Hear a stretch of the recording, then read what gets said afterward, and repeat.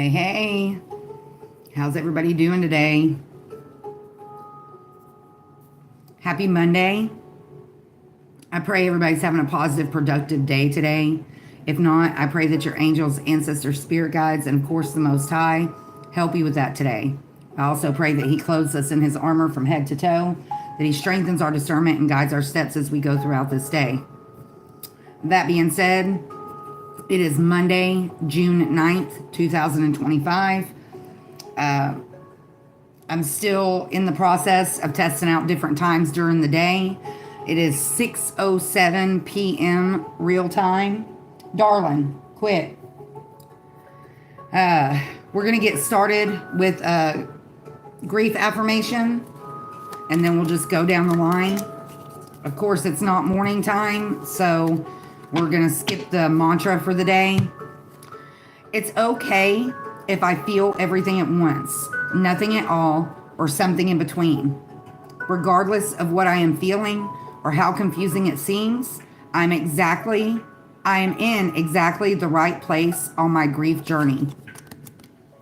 So no matter what you're dealing with, emotional grief, loss, anxiety, stress, self-doubt, whatever you're dealing with, just know that you can push through and we can make it. Every day is an opportunity to try again.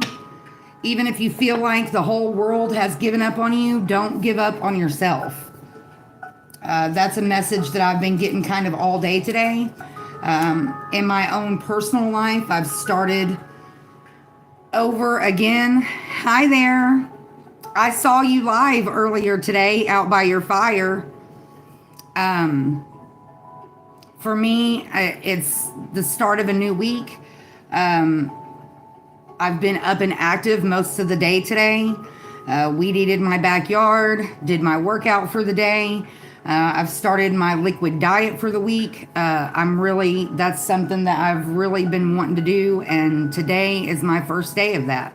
So I've got my tea in hand, I've got my water in hand, and we're just going to get right into it.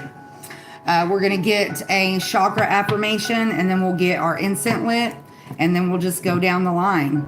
I hope everybody's having a good day today. I hope you had a positive, peaceful Monday. Hi there. Happy Monday. I've also started again with the trying to quit smoking. It's something that I've been struggling with for a while. And so we're trying again. And I'm bound and determined to make it work this time. There's a lot of different reasons. But of course, obviously, the biggest one is it's not good for my health. So it's something that I've struggled with for years. I always backslide, and hopefully this time that will not be the case.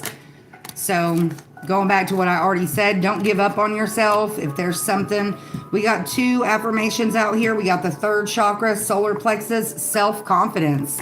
There we go, lining up with what I was just talking about. And then 7th chakra, spiritual awareness. Being aware of your abilities, keeping the self-confidence, like I said already. Even if you feel like the whole world has given up on you, don't give up on yourself. Every day that we wake up is an opportunity to try again and to do better. Olivia Holmes, my mother is dead, so go talk to your mom instead of being a butt. That's all I have to say to you. I don't know you and you don't know me, but this is the only time that I'm going to address whatever you mean by your mom. But nonetheless, if your mother is still alive, go talk to her, because obviously you need some discipline when it comes to respect. Where are all the people like you in the world? I talk to my mama every week and I'm 32. Even when my mother was still alive, we didn't have a very good relationship, but I always loved her, even though we struggled. But if your mother is still here, I'm glad that she still is. I'm glad that you talked to her. For a lot of us, we don't realize how important that relationship is until we don't have the opportunity to have that relationship anymore. All right, we're going to go with the solar plexus, self-confidence, represented by the color yellow. It is the third chakra. That's in your belly area. That actually came up a lot in the energy last night. Thank you. You have a blessed day as well. Thanks for being here. It's good to see you. I hope you're having a positive, peaceful day today. The third chakra is in your belly area, represented by the lotus of 10 petals.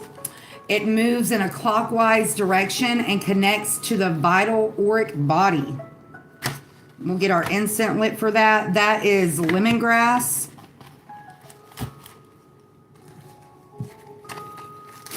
I use the Elegant Expressions aromatherapy incense, but you know, they're available in all different kinds of brands. I'm not sure if different brands use different scents for the different chakras, but for this brand in itself, it's lemongrass. Lemongrass has a lot of medicinal uses as well. It's consumable. If you plant it in your yard or on your property, it helps deter bugs. It's also something that you can consume. You can have it in tea. And it has a lot of medicinal benefits to it. So, all right, self-confidence. I trust myself fully. I will not allow fear or doubt to hold me back from doing what I'm here to do. I have confidence, belief, and conviction in my abilities and goals. I welcome questioning by others as this gives me a chance to clarify my truth, ideas, and philosophies. Why can't I say that? Philosophies. I trust in a higher power and I am open to new challenges. So embracing those challenges, kind of going back to what we talked about last night, you know, anytime a challenge presents itself, it gives us a chance to test our own personal strength.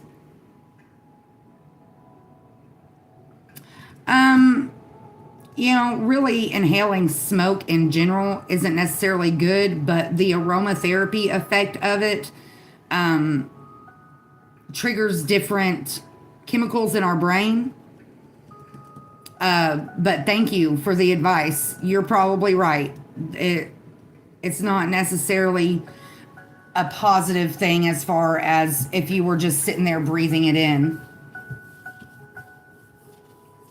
You can use an essential oil diffuser as well. I have one of those, but essential oils are really expensive, so I try to use them sparingly. I use a lot of them in my tinctures and stuff, so I don't really use them as smell good stuff. But that being said, you know, embracing that struggle, whatever it is, whether it's people questioning you or even you questioning yourself.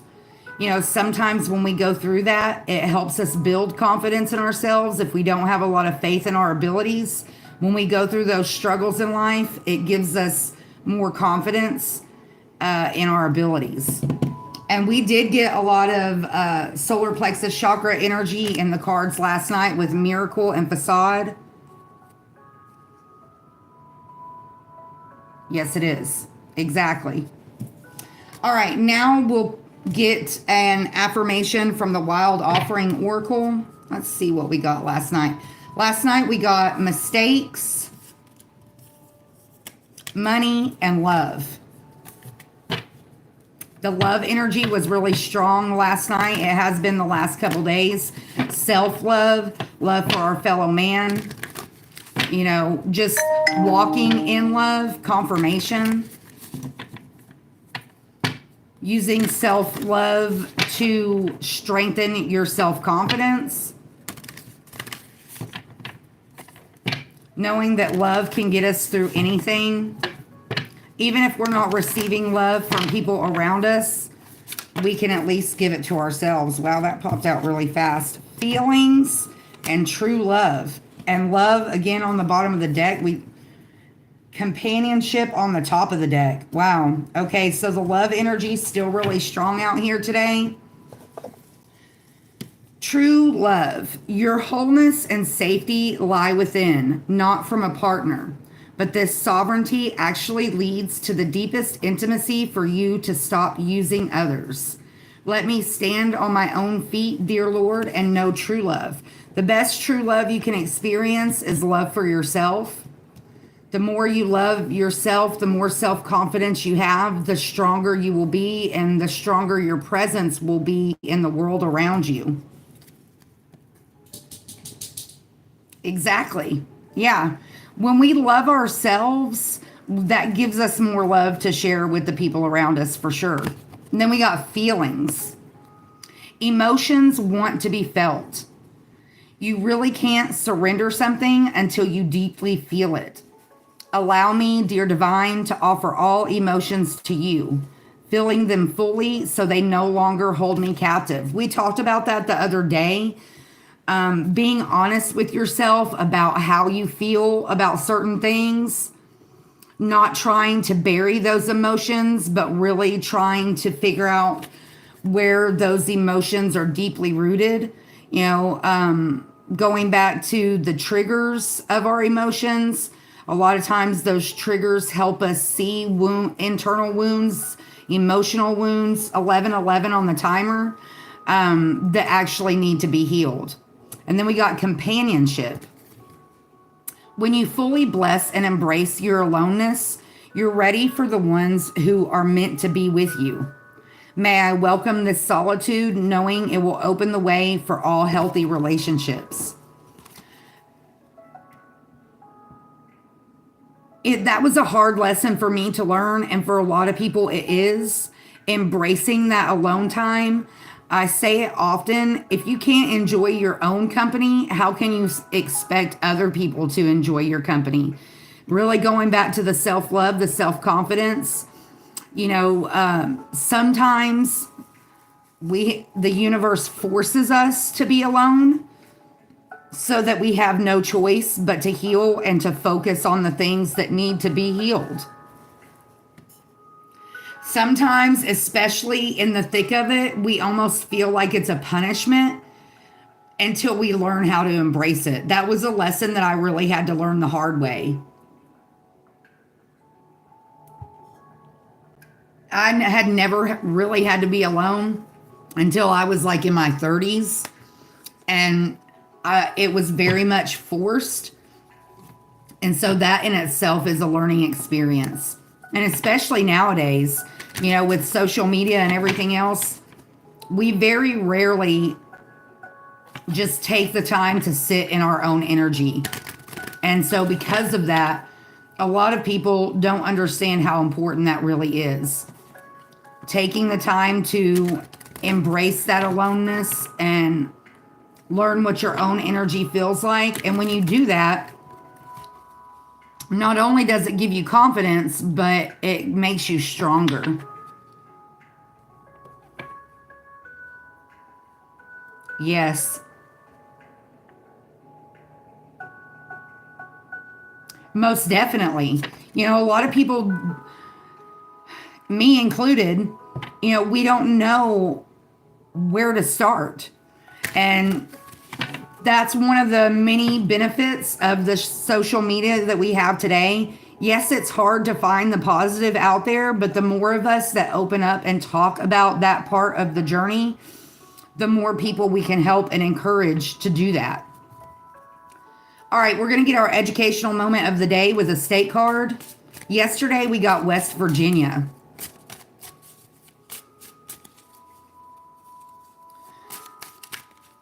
Embracing that alone time is a blessing in disguise. I remember when in the very beginning of my journey, I very much, let that affect my self-confidence because, we get in that frame of mind where we feel like there's something wrong with us. Why is this happening? What have I done to deserve this? And we really don't recognize the fact that it's a blessing in disguise. We actually got that card the other day, blessing in disguise. I think that was day before yesterday that we got that card. Sometimes, what's that song? Some of God's greatest gifts are unanswered prayers. Sometimes the things, the universe doesn't necessarily give us what we want. It gives us what we need to push us further on our journey. And that's not always easy to accept. All right, West Virginia came out again. We're going to put that back in. We got Texas. Texas has been getting hit with a lot of bad weather here lately. And I think I'm correct in saying that there's a lot of political stuff going on in Texas right now because of the whole border situation.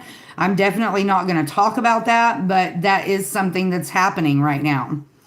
All right, the capital of Texas is Austin. Its nickname is the Lone Star State. It became a state December 29th, 1845. The state bird is the mockingbird. The state flower is the blue bonnet. And the motto is friendship. Nice. All right, quick facts. The Johnson Space Center is located in Houston. The Texas Rangers are the oldest law enforcement agency in North America with statewide jurisdiction.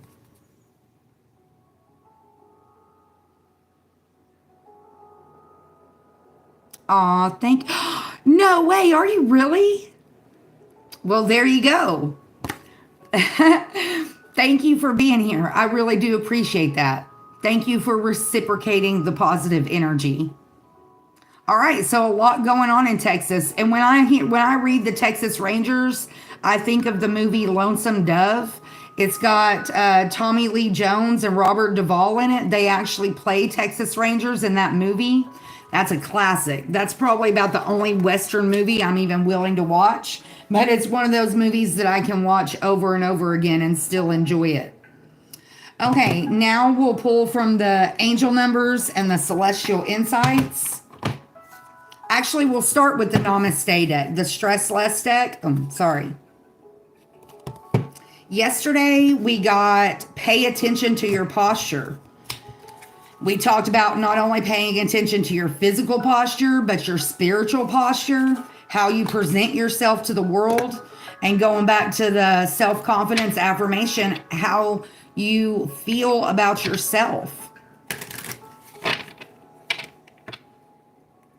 I have a hair that's stuck. There we go. Stuck to my eyelashes. I don't think it was in Texas, but I did see a clip today. I think it was in California where there's like a lot of protests and stuff going on. You know, sending prayers and loving healing energy to people that are being affected by that. You know, I am definitely not a political person, but at the same time, I sympathize with people that, you know, are surrounded by that don't necessarily want to be involved in that. I'm sure that's a very stressful situation. All right. Namaste, stress less. We all need to stress less. Look at that. We got 2. Hugs are free love. Nice. And then we got conscious breathing. Being aware of your breath. I'm from California and moving back in August. I'm trying to become a first responder with... Nice. That's a very positive way of giving back.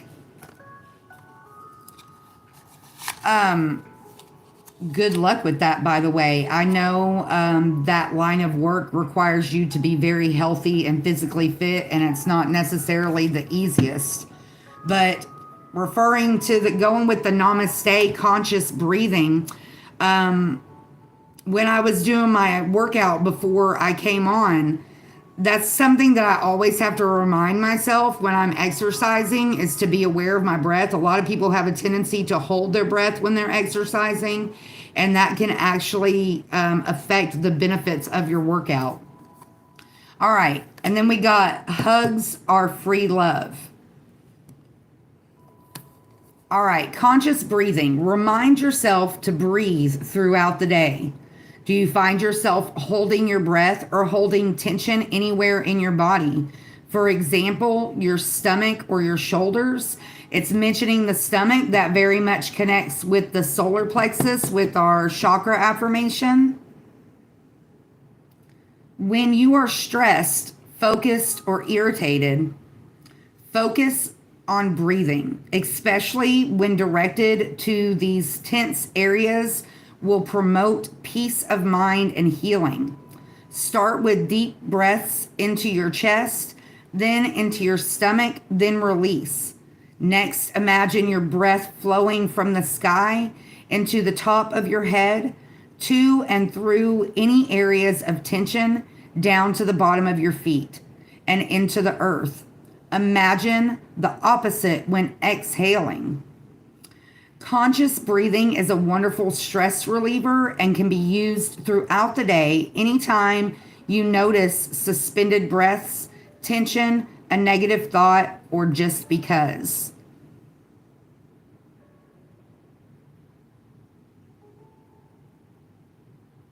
Exactly. Yes, we do. Exactly. Yeah, just breathe.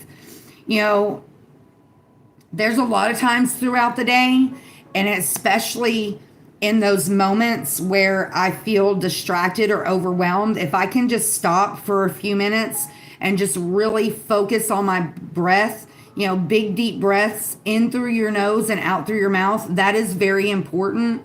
Something that I recently learned was there is a difference between inhaling through your nose and inhaling through your mouth as far as the biology of our bodies and how our bodies receive that oxygen. So it's very important to breathe in through your nose, out through your mouth. Make sure when you're taking those deep breaths that your belly is kind of expanding. A lot of people feel like for whatever reason think that it's supposed to be the opposite, but when you take a deep breath, you want your belly to fill up as much as you can. That's something that I learned when I was in school and band. When you're playing an instrument, you really have to be aware of your breath. All right, and then hugs are free love. Imagine what it feels like to receive a hug. Now imagine what it feels like to receive a hug from someone you love. There's a huge difference. Just by imagining a hug from someone who is dear and special to your heart, you can feel the sensation of love course through your body. Your body doesn't realize the person you are thinking of isn't there. A hug is a connection, just like thinking of someone is a connection. Imagining a hug from someone dear to you can bring you a connection similar to if you were hugging your special person in real life. This positive connection will course through your body and help reduce stress. And you could even apply that to like maybe lost loved ones. If you're really missing that, just try to take a few minutes to remember what their hugs felt like. Ooh. And I've said it for a long time. You can most definitely feel it. When someone is hugging you, you can feel that love through that hug. Vice versa. If that person isn't genuine and they don't really love you, you can tell. You can just feel it if you pay attention. I always miss my grandma's hugs. My grandma gave good hugs. I love that. It's like a new thing that people are doing where, like, for their elders, people that aren't going to be with us for very much longer, they're making the t-shirts, like they get a plain t-shirt and they paint their arms and their hands and then have them give a hug so it makes the prints on the shirt. I wish... stuff like that, when I see it, I wish we would have thought of stuff like that when, back in the day when we were growing up. But, I'm an older generation, so we didn't do stuff like that. And I wish we would have. I wish I had one of those t-shirts with my grandma's hug on it. But nonetheless, that being said, if you have a grandparent or a loved one that, you really love their hugs, maybe try to do that. All right, now we'll do the angel numbers. Yesterday we got number 4, organization, 2020, strength, and then 2244, acceptance. Whether somebody's old or young, we never know how long they're going to be with us. Every day is a gift. We never know when somebody might be taken from us. So embrace those relationships while you still have them. Especially the younger generations, a lot of them don't do that anymore. They don't, I guess it takes us getting older. I'm not going to say I guess, it does. It takes us getting older to realize how fragile and how precious life really is. And a lot of times, we just don't appreciate them until they're gone. So it's important to do that. And I mean, not only the people around you, but yourself, value your own life. Going back to kind of what we talked about yesterday, living your life for you and not for other people, because we just never know. We may not get another opportunity. Walking away from people that don't love us, that don't embrace us, that don't encourage us. Most definitely. Yeah. Memories are definitely way more important than possessions, for sure. Yeah, those material things aren't gonna love you on the days when you need it most. They're not gonna give you what you truly need. So many people fail to see that. All right, now we'll get some angel numbers. That was quick. 55, be grateful, most definitely. 33, anxiety on the bottom of the deck. And look at that, strength again on the top of the deck, 2020. That's one that we just put back in. Nice. What's under that? 32, take charge.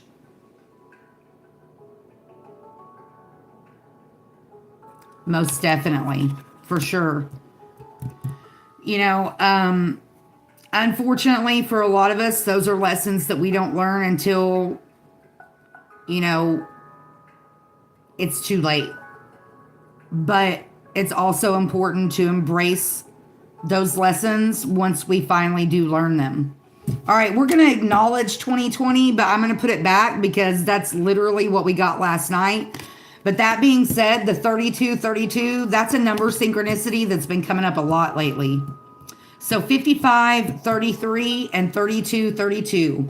Be grateful, anxiety, and take charge. Be grateful.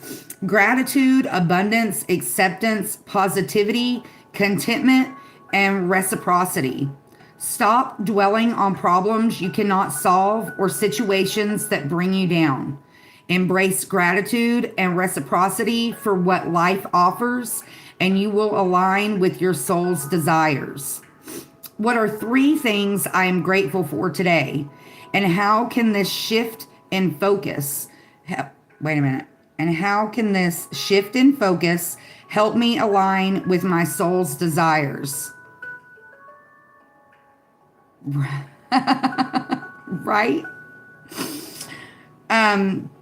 Make a list of things you are thankful for today and take a moment to express appreciation for them, allowing yourself to feel content and open to receiving more. Gratitude always has a way of showing up. Having the attitude of gratitude goes a long way. Being grateful that we woke up to live another day. Being grateful that we have another chance, another opportunity to make changes, or just to embrace the life that we have. No matter how many problems we're dealing with, every day we wake up as an opportunity to make it better. And then we got 33. Calm, resilience, trust, support, inner strength, and overcoming fear.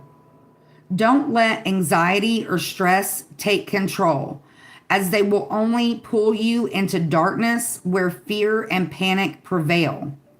Stay strong and trust yourself. The angels have faith in you. So, embrace, we talk about it pretty much every day. Embracing that relationship with our angels, ancestors, spirit guides, higher self, the most high. Knowing that even if we're not receiving the love that we feel like we deserve from somebody in this physical world, knowing that, our passed over loved ones are sending us love. The love that they shared with us while they were here is always with us. It's an energy. What are the sources of my anxiety, and how can I build trust in myself to overcome them? When you feel anxiety creeping in, take a moment to practice deep breathing. Wow. Or grounding technique to remind yourself of your inner strength and the support around you. Very much going back to our Namaste card, the conscious breathing.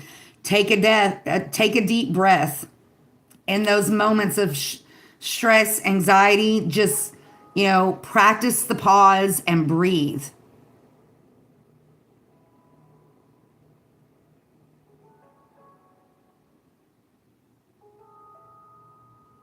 Most definitely. I mean, if a lot of times, if we don't embrace that when it's given to us, we could possibly lose it if people don't feel like it's reciprocated, for sure. All right, and then 3232, take charge. Empowerment, innovative, leadership, self-determination, boldness, and improvement. Take control of your life and steer it towards your desired outcomes. Embrace the shortness of life by pursuing actions that enhance your well-being and contribute to your personal growth. That's what we've been talking about ever since we started.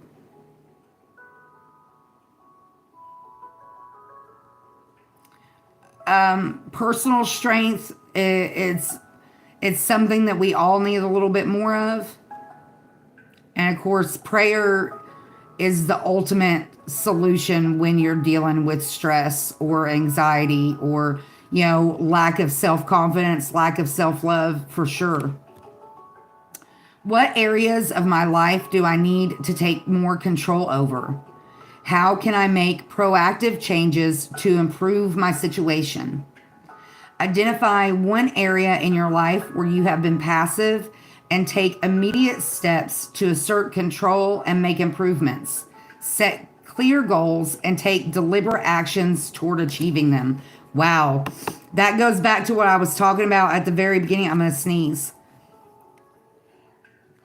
Confirmation. That goes back to what I was talking about at the very beginning of the video about me trying to quit smoking.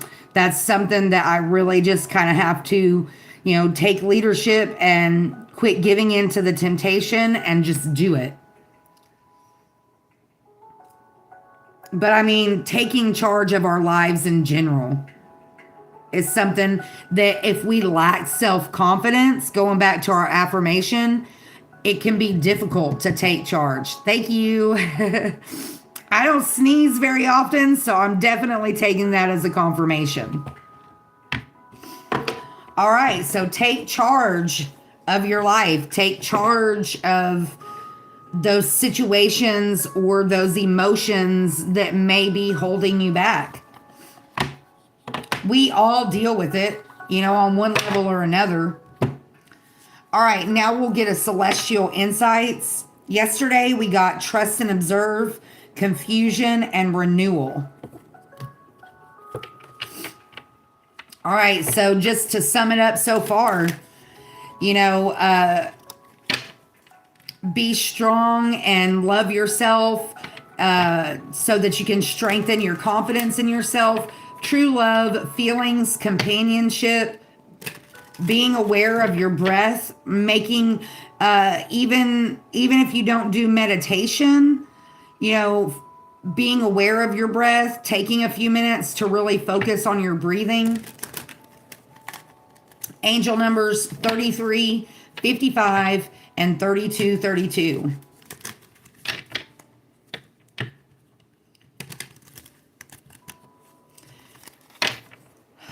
taking charge of your feelings, being aware of your feelings, you know, being confident enough in yourself to truly feel them and try to understand where those feelings are coming from, whether that's anxiety, depression, and if we're going with the affirmation for the self-confidence, the opposite of self-confidence is, the lack thereof, which a lot of times can cause us to go down a destructive path.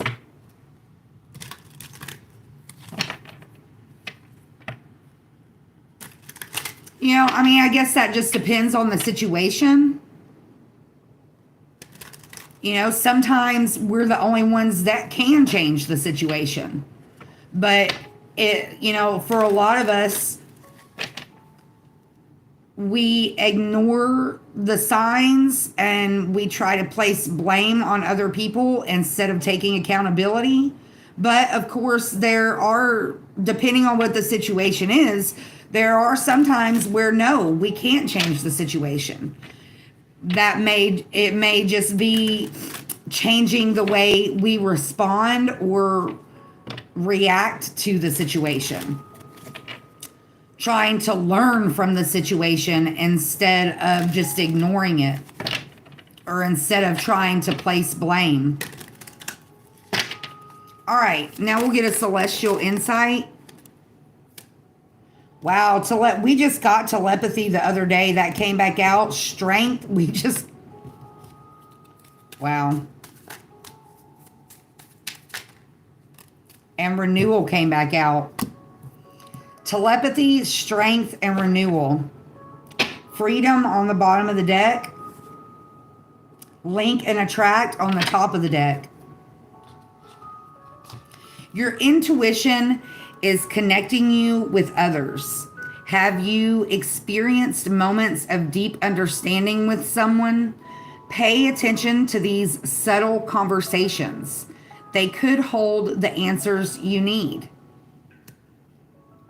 So listening to your intuition, kind of going back to the heads up card that we got last night, really being aware of the people that you surround yourself with and those connections, listening to your intuition about the importance of those connections. Yeah. Really the first step in whatever the situation is accepting it for what it is. Most definitely. Yeah, if you can't trust yourself, then you're going to have a really hard time trusting other people. And the root of that is self-confidence. If you don't have confidence in yourself, then you don't trust yourself. All right, and then we got strength. Isn't that what the 2020 angel number was? Was strength? A lot of strength energy today. You are stronger than you realize. Though the times may be tough, remember that you have the courage and resilience to get through it. Your inner strength will help you overcome all obstacles. Also connecting with the self-confidence. Having confidence in your own abilities. Having the confidence in yourself to know and be able to look and see all the things that you've overcome. Knowing that you can overcome anything that's been sent your way. What about falling?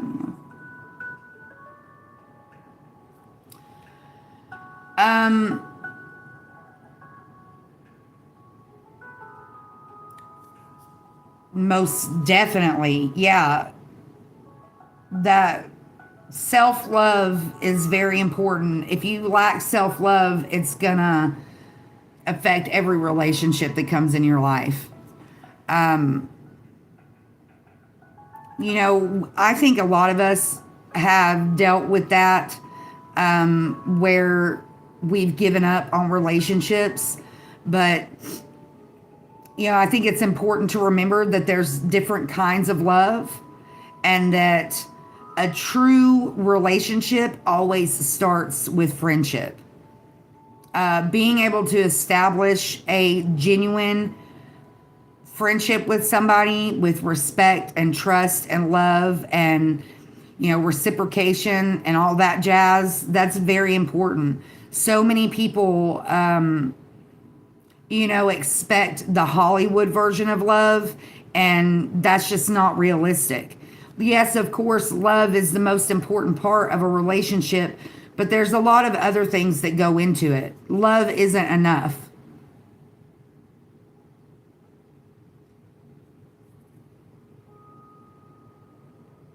Yes. Yeah, letting go, it's the hardest part, but it's the most important part.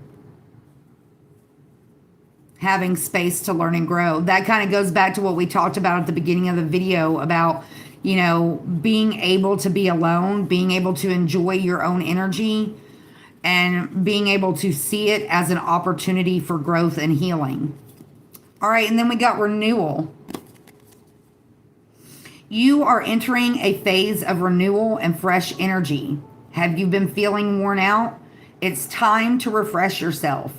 Whether by resting or changing your environment, new energy is on the way. So embracing the change, you know, whether somebody new is coming into your life or whether you're having to let go of a person, place, situation, environment, you know, that could be, you know, a place of employment, you know, a living environment. There's so many things, but embracing the change, knowing that, you know,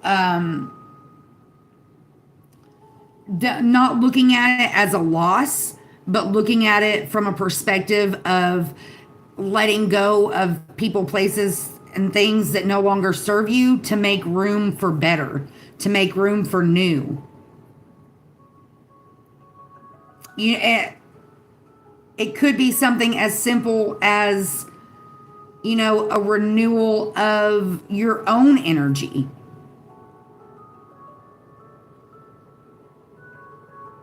Right, yeah. Embracing those changes, embracing our not only physical changes, but spiritual changes, emotional changes, you know, maturing through that process and seeing it as an opportunity for growth, not seeing it as a loss, but, you know, knowing that when we lose a person, a job, a place to live, that it's making room for the new to come in. All right, we'll get some affirmators or affirmations from the affirmators deck. Yesterday, we got personal growth, clarity, and get centered. Embracing the changes that allow for personal growth, getting centered can bring clarity, which can push you towards that personal growth, that renewal of your strength, the renewal of self-confidence. Copper quit, please. Taking charge of your own life, not letting your feelings of stress, anxiety, you know, lack of self-confidence, not letting that hold you back. Learning to build the relationship with yourself so that you can strengthen those things.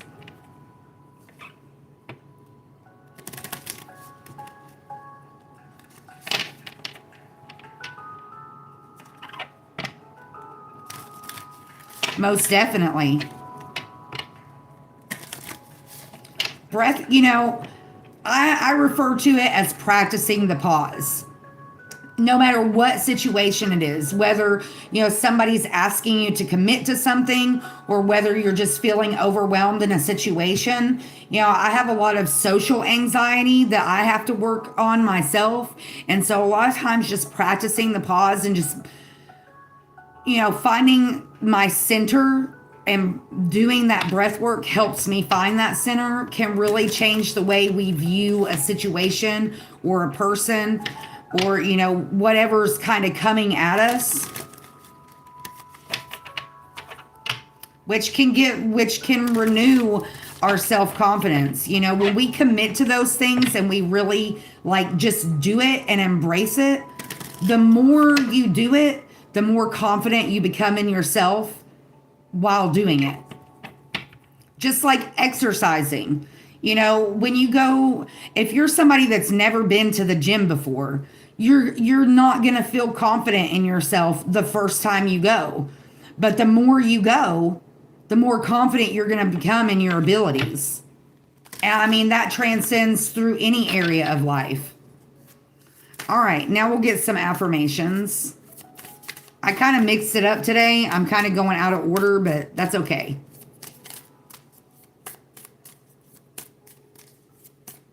Most definitely. Yeah. I mean, our body is our, that's way too many. Our body is our home. It's our temple. If we don't love it and take care of it, you know, it's going to fall apart. Just like a house, you know, if you don't do maintenance on your house every so often, eventually it's going to fall apart.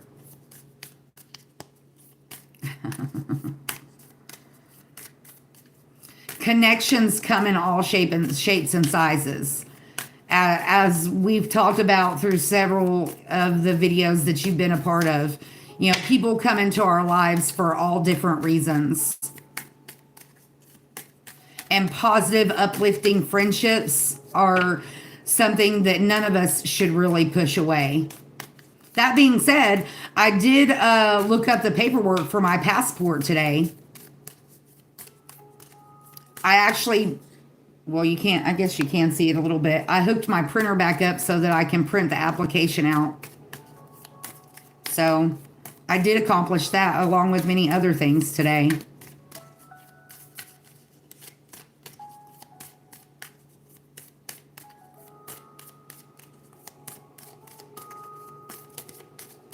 Most exactly. Exactly. There's always a purpose in the pain. And a lot of times that pain pushes us to our soul's purpose. It wakes us up to our purpose. No judgment. Nice. Courage and vitality. Nice. Loving that energy. This is definitely a no judgment zone. All right. Welcome to Joyville. No judgment. I love the little cartoons that they put on these cards and the little like innocent comedy that humor that they use in these. I release myself from any and all judgments. I find my inner critic, call it into my office, and tell it to take a vacation. As it leaves the room, I let out a sigh and begin to enjoy the joy of simply being. Who hired that guy anyways? So, actually, it's not a kitty. It looks like a raccoon. Or maybe there's a type of monkey that has a striped tail like that as well. But yeah, I mean, judgment, whether it's self-judgment or judgment from other people, can be very discouraging. And a lot of times thank you, a lemur. Yeah, I think that's what it is a lemur. Most of the time, we are our own worst critics. But there are people out there that allow the judgments of others to affect their self-confidence, to affect their ability to take charge of their own life. So it's important to remember, you know, first of all, you know, that saying, it's none of my business what people think about me. I mean, when you truly embrace your journey and you love yourself enough, you're not going to care what other people think about you. You're not going to let that affect your journey. But for a lot of us, that is part of our journey, is learning that. Because it doesn't necessarily come easy to all of us. You know, especially those of us that have, you know, childhood trauma or, you know, stuff like that, where that is one of the things that we have to overcome. All right, and then we have courage. It hasn't been that long since we got the angel number that went with courage. This is a little mouse with like a hero cape, like a Superman cape on.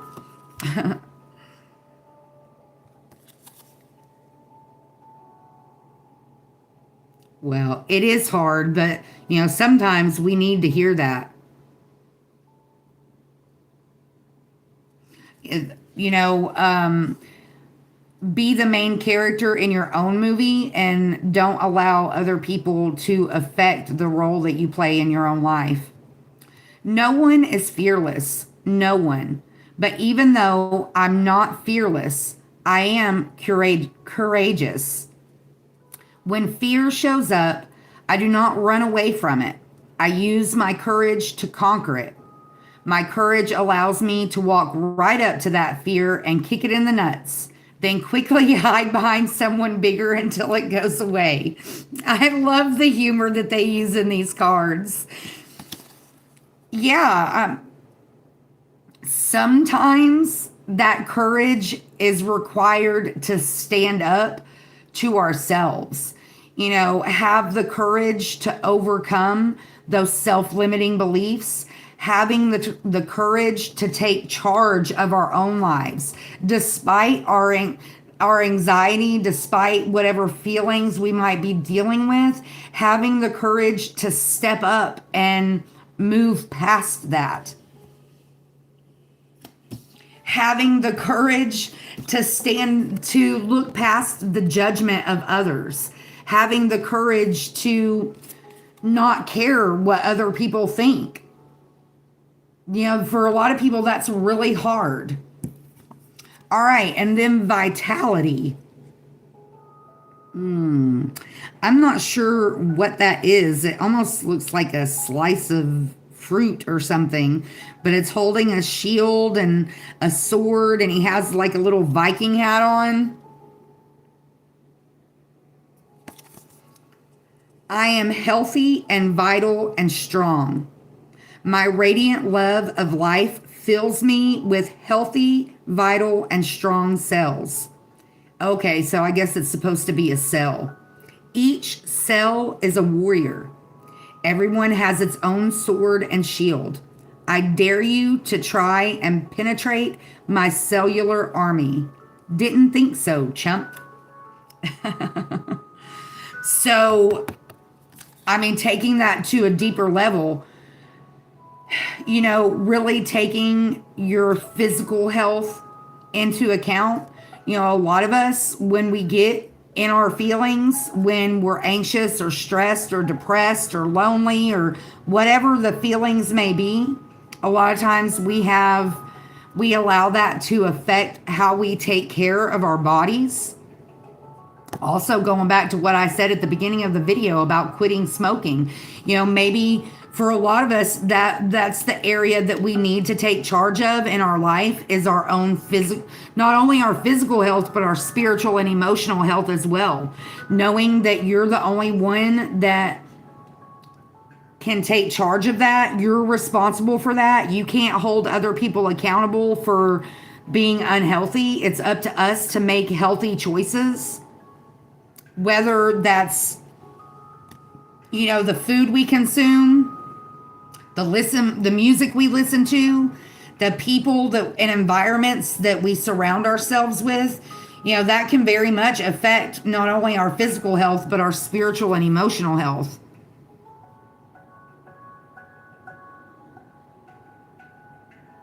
Most definitely. Yeah. And, for a lot of people, especially that struggle, and I speak from experience, people that struggle with depression, and struggle with anxiety, that affects our self-confidence to the point to where we really do quit taking care of ourselves. Because it gives us like that feeling of unworthiness. But, along with many other things, that's why it's so important to push through those and try to overcome those feelings, because it really can have a detrimental effect on your life. It can affect your health, your mental health, your physical health, your spiritual health. And, those are all things that are important, things that we should be grateful for. And we should strive to embrace our health. Because, kind of going back to what we were talking about with the loss of a loved one, the same thing with our health. We never know what obstacles may come in the future. So if we take better care of ourselves now, if an obstacle is put in front of us, 5522, when I looked at the timer, 55 is one of our angel numbers. If we take care of ourselves on a regular basis, if we make that a priority, if an obstacle is put in front of us, it allows, it can help it make it easier for us to overcome that. All right, now we'll pull, let's see, we'll do the angels of abundance. Yesterday, we got declutter, unlimited ideas, and clean energy and food. Very much going back to what that connects with what we were just talking about. And I tell people often, an important thing to remember is, especially if you're living just a completely unhealthy lifestyle, whether that's with your physical health, mental health, spiritual health, it's important not to try to make all the changes all at once. Take baby steps so that you don't get overwhelmed. Setting small goals to accomplish the bigger goal. Because when you try to make a lot of changes all at once, it can be very overwhelming to the point to where you just shut down and you give up. So, baby steps. All right.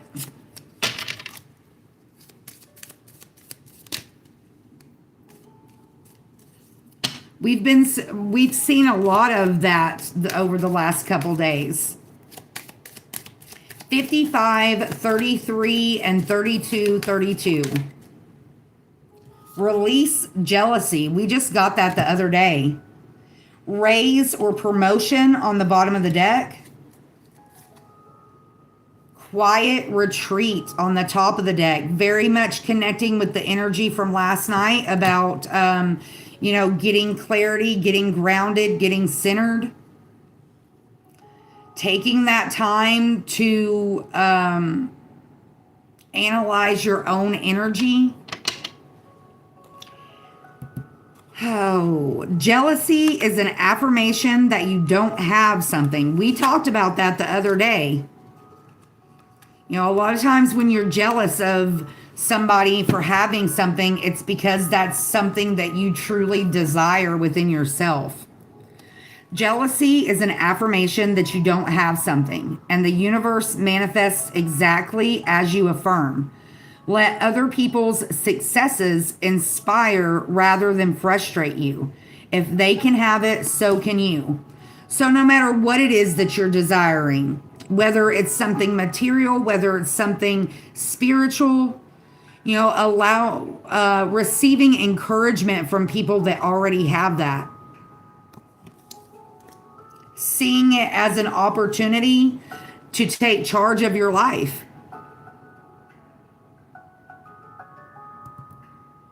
Testing your own strength. Even as an opportunity to build your self-confidence. All right, and then raise or promotion. Congratulations, an increase in your abundance flow awaits you. This is a result of your positive focus and willingness to take action based on your divine guidance. Keep up the good work. We do have take charge.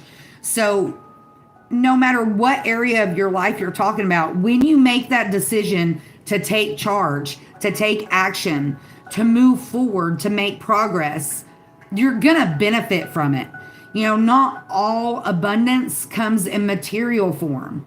It could be spiritual abundance. It could be emotional abundance. Going back to the self-confidence, just taking that action and feeling good about taking that action boosts your confidence. And the more you do that, the better you'll feel about yourself. No, and whatever way that is, whether, it's having the confidence to stand up for yourself when somebody's putting you down, or having the confidence to apply for a job that you don't feel like you qualify for, having the confidence to go to the gym when you've never been to the gym before. I only say that because that's the example that I used earlier. All right, and then quiet retreat. It's time to disconnect from the outer world so that you can discern and process your true thoughts and feelings from your inner world. Create this quiet time for yourself, and you'll have more clarity about what to do next. So, maybe even doing some meditation, going back to the conscious breathing.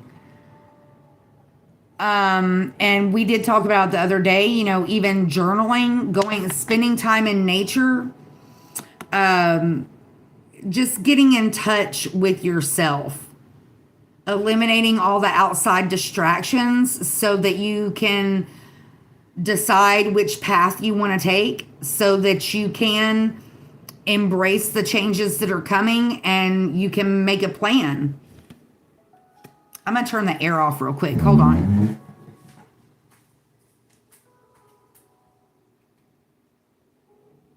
Ooh, it's 7:11 real time. I was exercising earlier, so I cranked the air down really low. But now that I'm not doing it, it's kind of getting chilly. All right. So, yeah. Really taking time for yourself to see where you want to go, to pamper yourself a little bit. You even said something earlier about a vacation, whether that's a mental vacation, a physical vacation, whether it's just taking a stroll through the woods.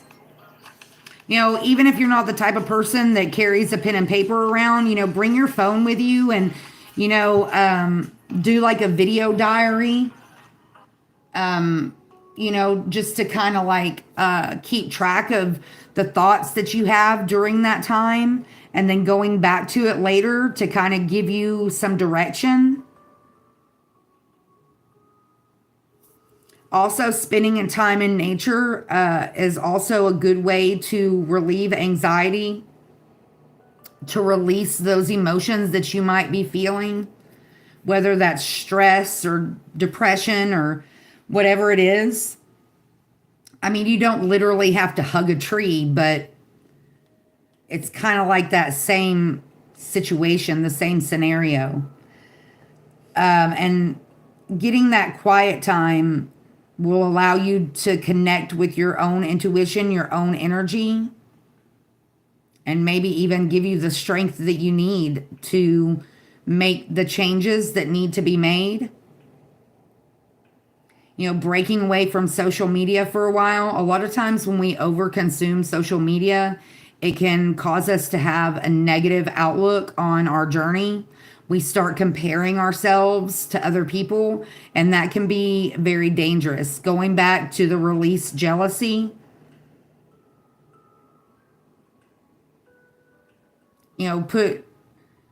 literally pushing those emotions to the side. Rejecting those thoughts and trying to replace those thoughts with more positive, whether it's affirmations or just, literally discarding those thoughts when they come into our mind. All right. Now we'll pull from the Chakra Wisdom Oracle. Yesterday we got Miracle, Facade, and Despondence. That was a lot of sacral energy that we got yesterday. That is the chakra affirmation that we got for today, lining up with the self-confidence.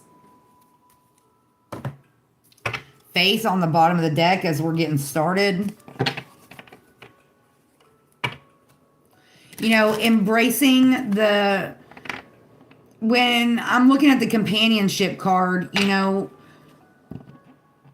that can be in a matter of friendship, coworkers, family members, church members, appreciating that companionship when it comes your way, not putting unrealistic expectations on that companionship, just embracing it for what it is.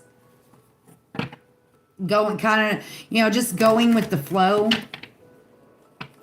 If somebody offers you a hug, take it, receive it, appreciate it. Sometimes those people need the hug just as much as you do.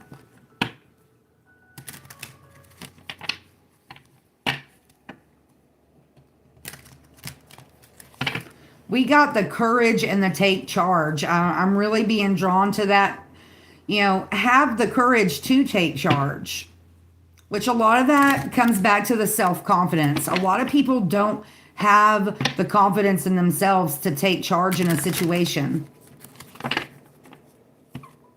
And kind of on the flip side of that, if you're a person that does have a lot of self-confidence and, you're a very, just take charge kind of person, maybe reach out to people in your life that don't have that and try to share it with others. Try to, see that as a gift because it comes naturally to you and try to share that gift with people around you. Going back to the companionship, that is sharing gifts like that with the people around you. That is an act of true love. That's an act of true friendship. We all have different talents per se. We all have different gifts. Just because it comes natural to you doesn't mean that it comes natural to somebody else.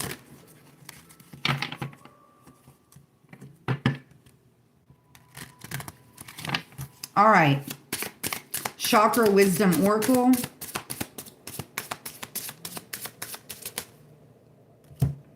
Wisdom. That's what flipped over.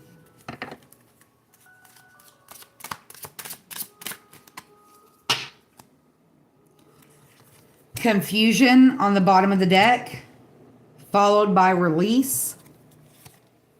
And then acceptance on the top of the deck. Accepting wisdom from somebody that's in your life may help release some kind of confusion. We do have a release on the bottom of the deck. Let's see what was under that. Recovery. So, for a lot of us, we are in a state of recovery. Recovering from maybe some kind of confusion. Wow. Notice in both of these cards, see how this is like a ghost-like energy, like from angels, ancestors, spirit guides, higher self, the Most High. And the same thing in this card. And this it's not like really ghost-like imagery, but that's like an elder.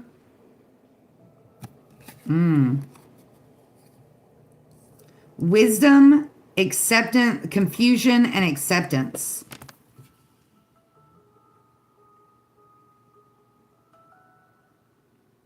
Cherries. All right. All right, let's see what this has to say. We'll read wisdom first because that's what came out first. Well, that's what actually flipped over. Wisdom, sage, nice. Sage energy, love that. Right out the boat. There's also a white dove in this picture, which represents the Most High. Oh, wow. Wow. Look in these little circles down here. See how there's little like ghost-like faces there? All right, so in all three of these cards, we have ancestor energy. All right. Sage. Wisdom is knowing the difference between a calculated risk and stupidity. The legend. One day, a young sagebrush asks his grandfather how to grow old with wisdom. Wow, when we were talking, okay, I'm not going to get distracted. The elder answers, we must learn from our mistakes. Before you worry about something, ask yourself if it will be important in the future. Enjoy your present form as we all change with time. Wow. Inspiration. Is there some wise counsel that you have sought only to ignore it? Are you trying to do things alone?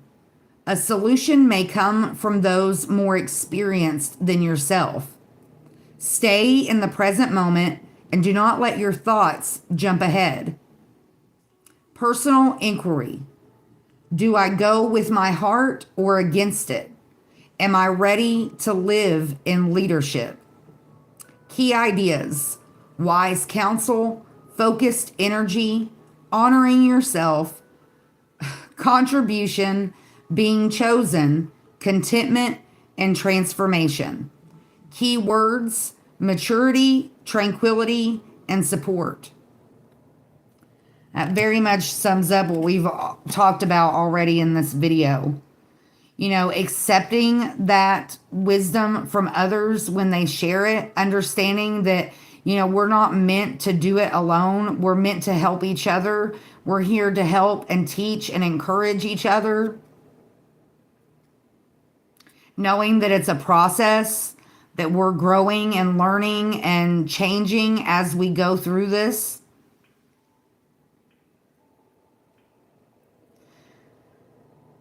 Not taking things at face value. You know, when somebody gives you advice, don't necessarily take it for face value. Take the time to really go into introspection and, you know, really break down what it is that they're sharing with you. You know, that the knowledge that they're sharing may not necessarily apply to your current. It's a 1:11:54:55 on the timer. You know, you may feel like that whatever wisdom that person is sharing may not apply to your life at that moment, but that doesn't mean that it's not valuable knowledge.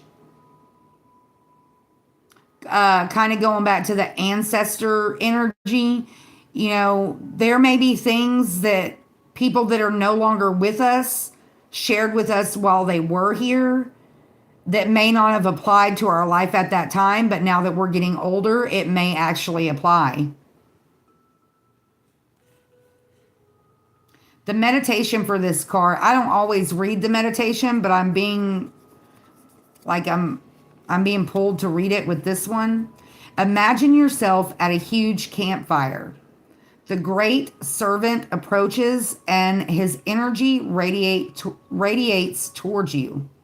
He speaks to you not with words, but with energy. Allow the wisdom of the message to reach you. When you have received the message, the great servant will depart. When you are ready, come back to your reality. What was his message? So very much going back to the meditation energy, everything from the conscious breath to the quiet retreat to the renewal energy. Really getting some quiet time, meditating, praying, getting in touch with your spiritual side and embracing and acknowledging the messages that come to you during that time.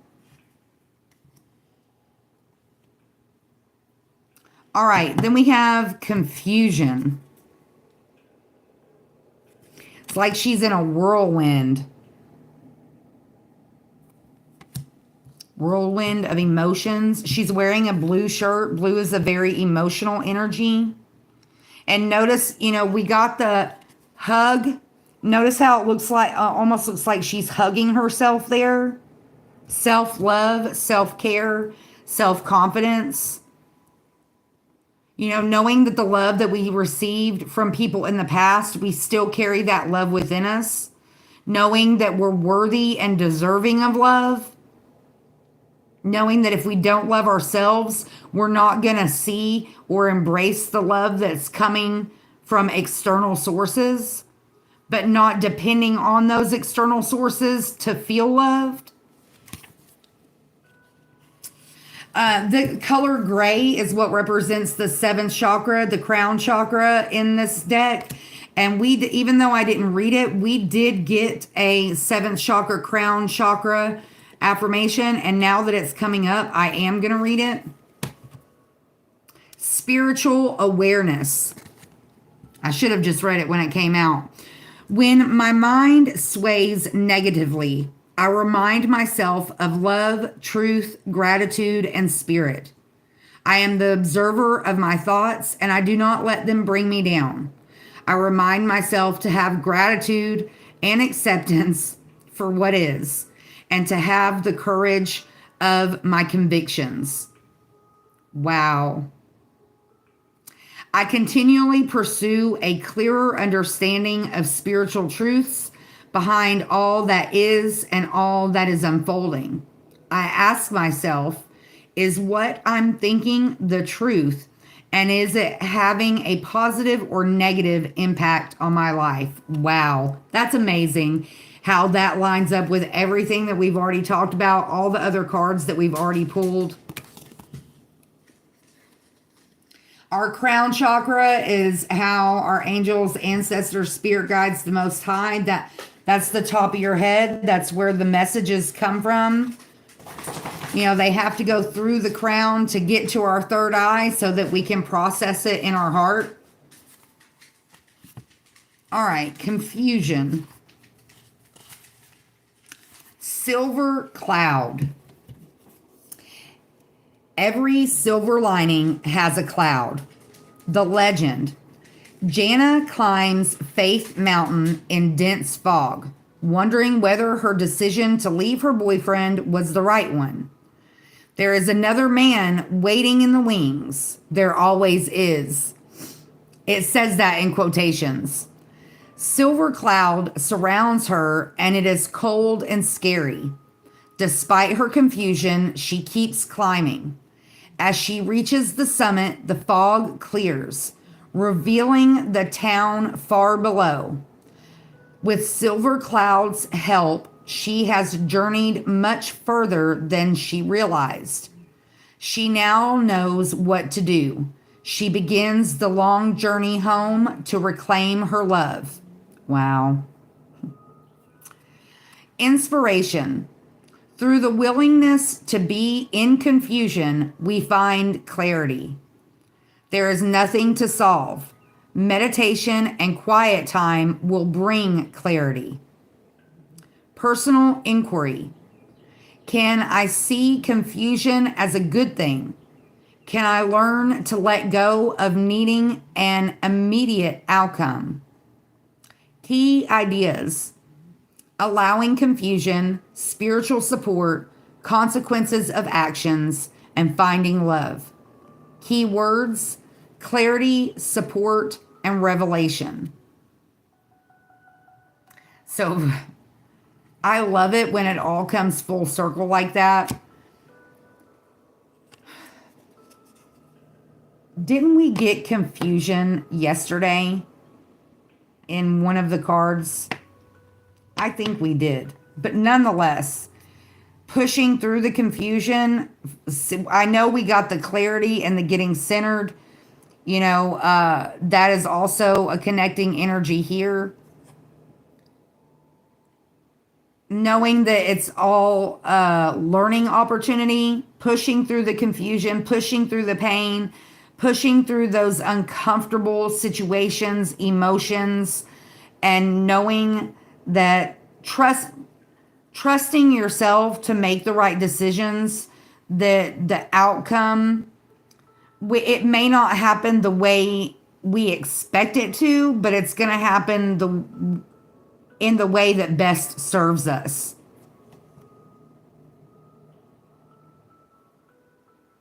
Through the confusion, through the pain is where the renewal comes. We have to take that journey in order to get to the other side. Nice. All right, and then acceptance. That's the color red, which is associated with the first chakra, base chakra, which is at the bottom of the spine.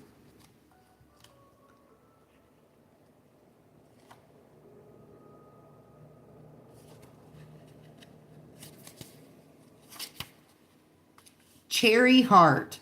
When I accept myself, I find love.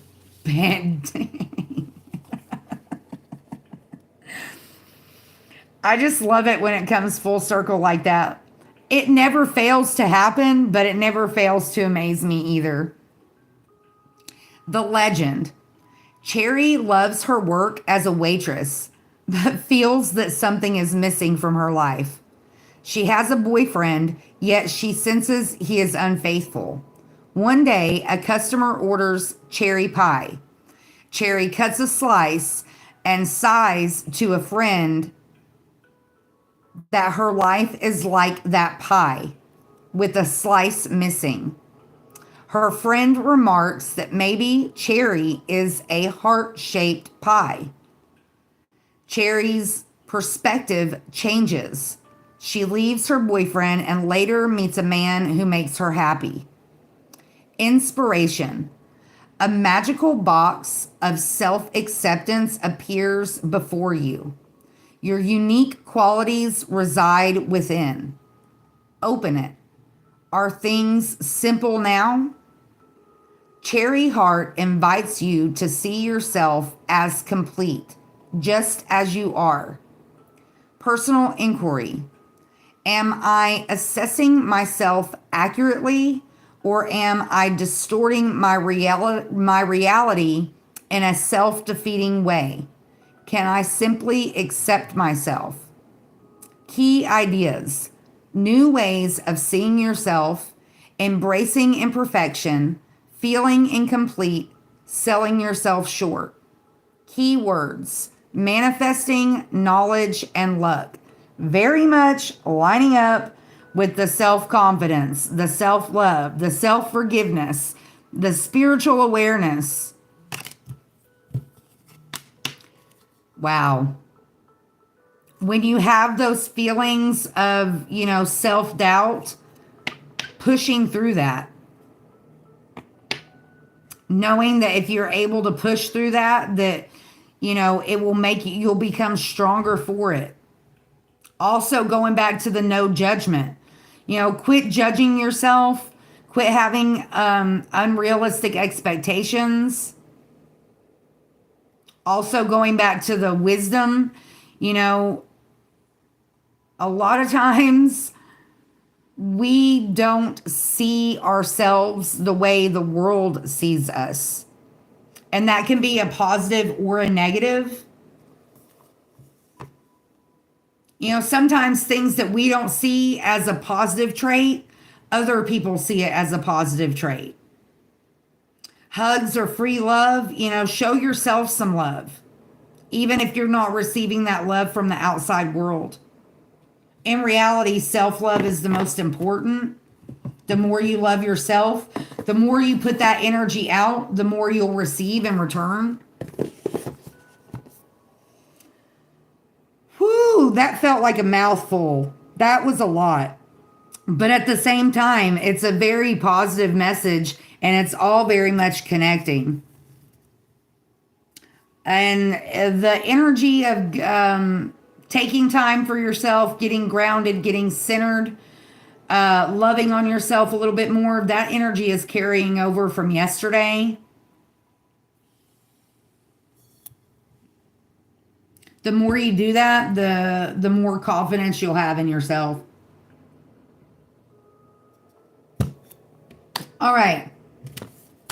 Let's see. We'll go with the Wandering Heart Oracle that we've really been tapping deep in with that the last couple days. Yesterday, we got Autopilot, Honeymoon, and Heads Up. Heads Up was warning about snakes in the grass. That also connects with the no judgment. Even a hidden threat.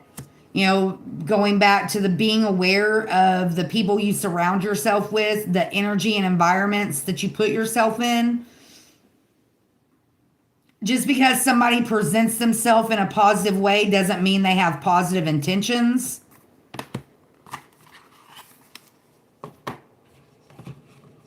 All right.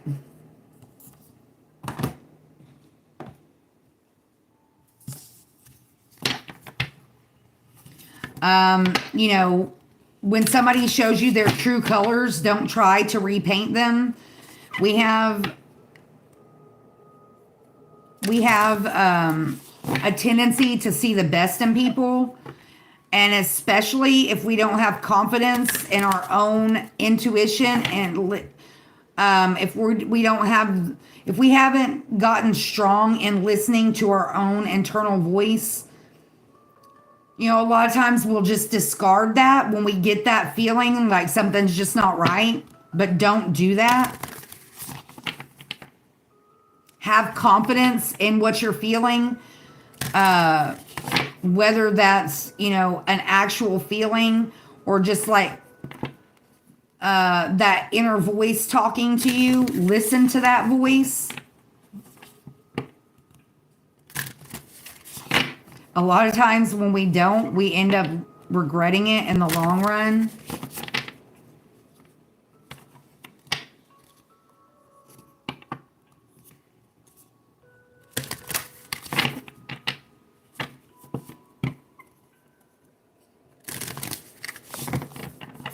Making your health a priority. You know, if we're not healthy, we're not gonna be able to give ourselves our best, and we're not gonna be able to present our best to the outside world. And the more we take care of our own spiritual and physical health, the more confident we will become. The more confidence you'll have in your intuition and your abilities, whether that's your ability to take charge, your ability to embrace the wisdom that you already have, to eliminate confusion. A lot of times confusion comes in when we second guess ourselves. And we second guess ourselves because we don't have confidence in our own wisdom, in our own knowledge, in our own abilities. True love, let's go back to that affirmation. True love, your wholeness and safety lie within, not from a partner. But this sovereignty actually leads you to the deepest intimacy for you to stop using others. Let me stand on my own feet, dear Lord, and know true love. Self-love is the ultimate true love, no matter how you look at it. All right, Wandering Heart Oracle.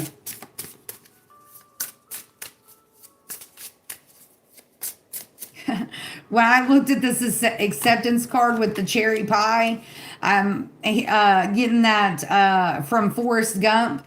Life is like a box of chocolates. You never know what you're going to get. Embracing the unknown, not being afraid of not knowing. See it as an adventure. Look at that, solitude. A lot of that energy out here today.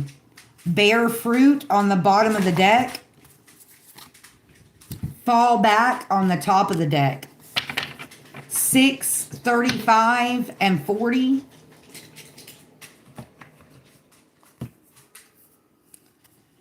Notice in the solitude card, she's out in nature. Or he, it looks like a girl because there's long hair, but that doesn't necessarily mean anything.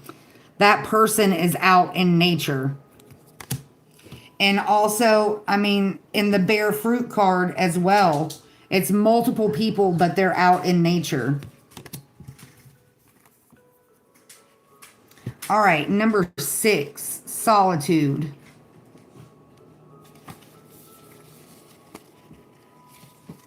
Let me turn this light up a little bit. It's starting to get dark outside. All right, live your life with ease. Revert inward for relief. Wow. Quiet retreat. Manifest and fantasy. The freedom of space is a privilege. Take your time exchanging moments with people who do not fill you. You might find it challenging to recharge your battery. A lot is expected of you. Thus, You wait until you're too fatigued and plagued to factor rest into your life's ritual. Idleness is key. Do not dismiss it. You will grasp the harm in overextending yourself if you do not make the appropriate arrangements to get low. Do so while you still have the energy to. Otherwise, you will end up ill. Man, that goes back to what we were talking about in the video about taking care of your health before you lose it. Wow. These are moments in life where being inactive will prove to be an obligation. You will have to step away in order to see vividly. Take this time to purge and make something beautiful of your insight. Face your demons head on. Dead everything that needs to be deaded. If everything should go, then go. Say farewell to the old. Godspeed. Going back to the renewal energy. If you have to let it go, let it go. A lot of times if you don't, it's going to end up hurting you in the long run. Going back to what we talked about the other day, if you continue to hold on to something that's dragging you down, and there's even water in this card. We always relate water with emotions. If you're holding on to people, places, things, emotions that have a negative impact on your life, eventually, if you don't let go, you're gonna drown.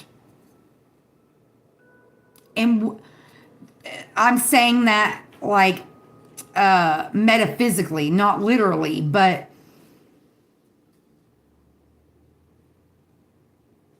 being aware that you're drowning.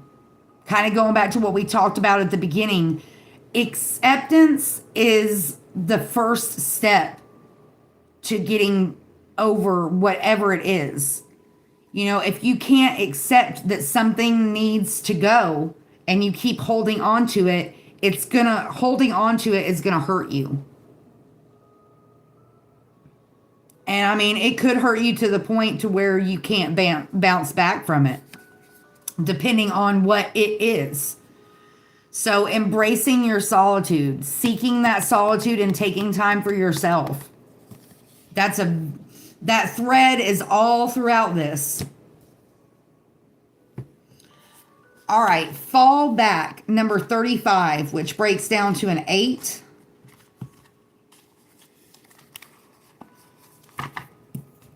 Let me look at this picture. Oh, wow. Look at that. It looks like she's an angel. She's got wings, blonde hair, typical angel imagery, but she's got a ball and chain on her ankle. Look at that. What's it doing? It's dragging her down. 133:13 on the timer as I looked. 33 is one of our angel numbers. Wow. All right.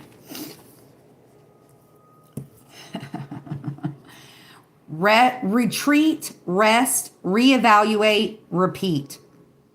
Senseless devastation. Take a step back. Give yourself a moment to breathe and recuperate.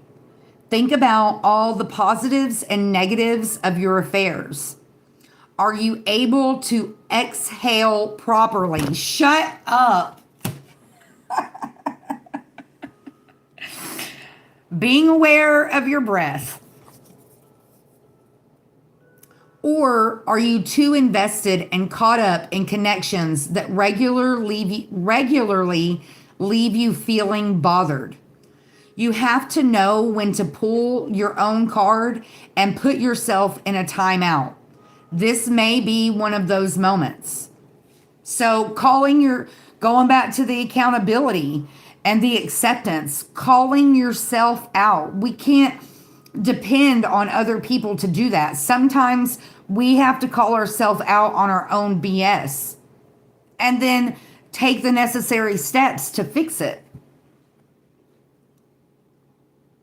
Emotionally unavailable, No more sweeping the water under the bridge.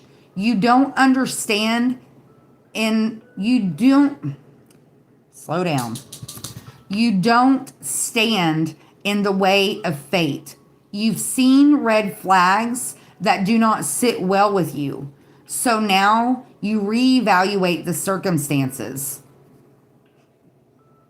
So whether those red flags are your own red flags or red flags that you're getting from other people, places, situations in your life.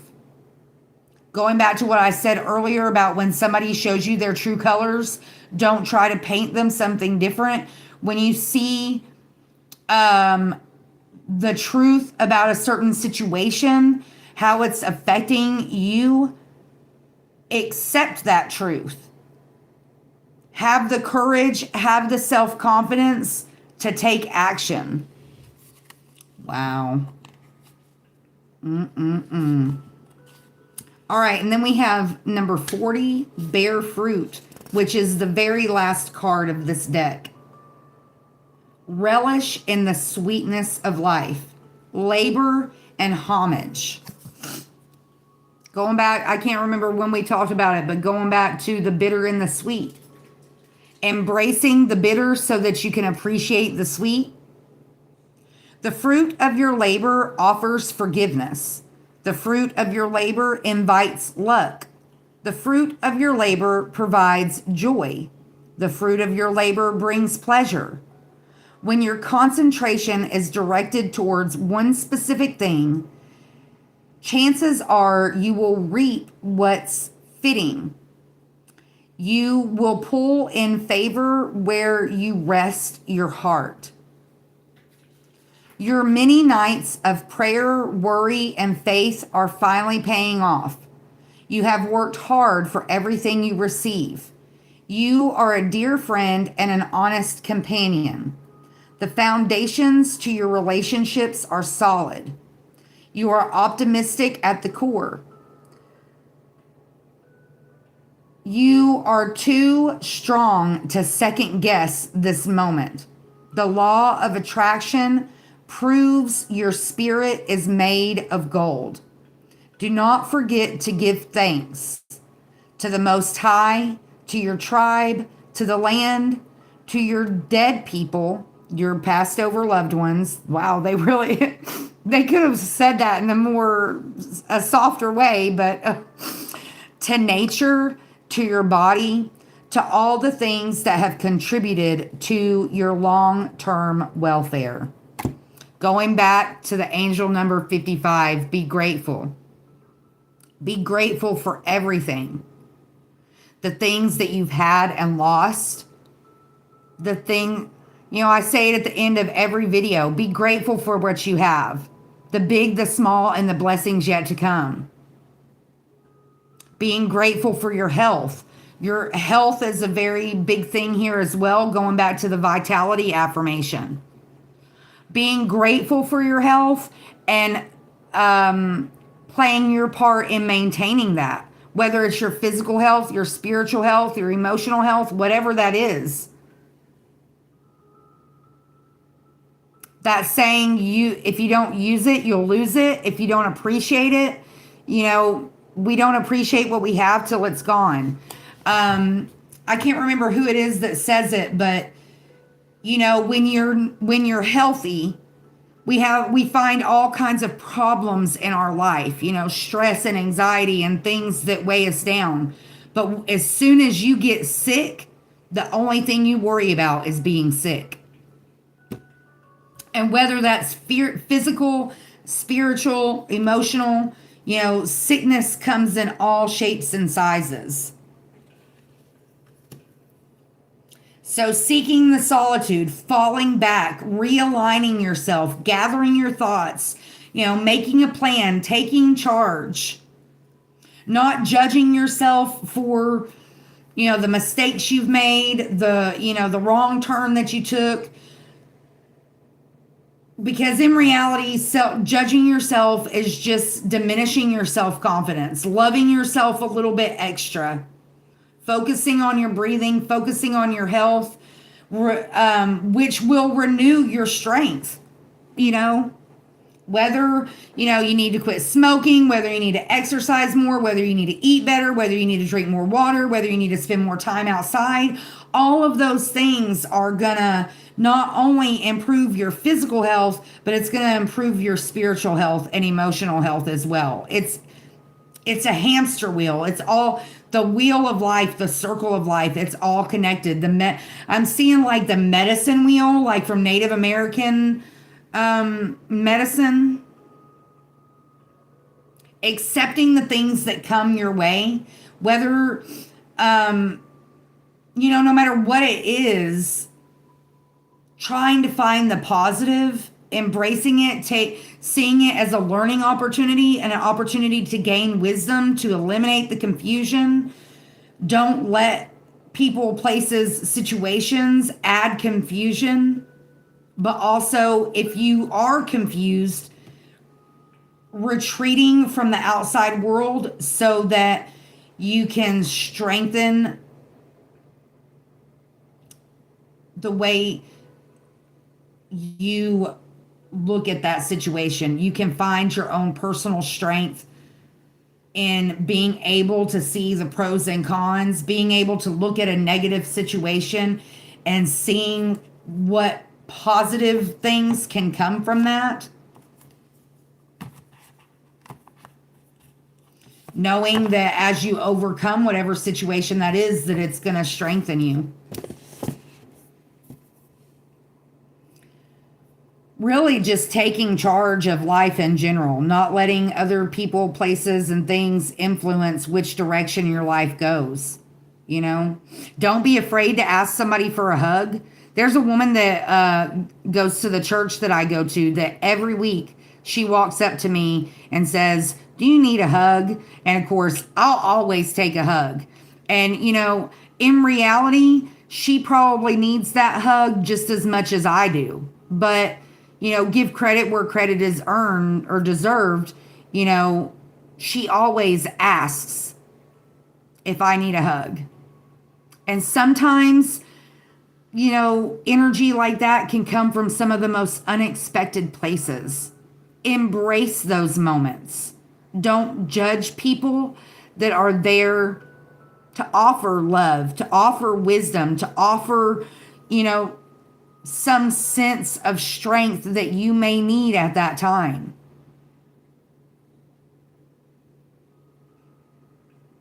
Wow. Okay. Now we'll pull for the Animal Allies, the Birds deck. I really enjoyed this deck. I'm feeling like it's really deep out here today. I don't always get emotional and choked up, but this is really deep out here. And I'm okay. Thank you for checking on me. Thank you. I'm okay. Go sit down. Go on. I'll fix your blankets later. I'm not going to fix them right now. Go sit down. Go on. Go. It's not very often that I get emotional, but maybe because I can relate to this energy. I know what that feels like to be so down that like you don't even feel like you're worthy of your own love, let alone somebody else's love. And that's a very dark place to be. And once you fall that far down, it's very, very, very, very hard to pull yourself back up. It's a lot of the reason why I do what I do. I did this in the real world long before I started doing it online. Sometimes people just need a little bit of love. They just need to know that there's somebody out there that understands. There's somebody that cares. There's somebody there that's willing to lift them up when they can't find that strength within themselves. That's a very scary place to be. 144.33 on the timer. Oh, I didn't tell us what we had last time. My bad. I got caught up in talking. I don't remember what we had. I think Albatross was one of them, and maybe the Puffin. I don't know. They all just kind of blur together after a while. My bad. And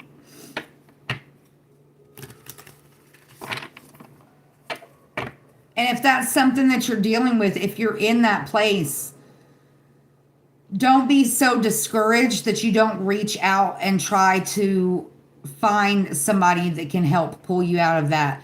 I offer that energy to anybody that needs it.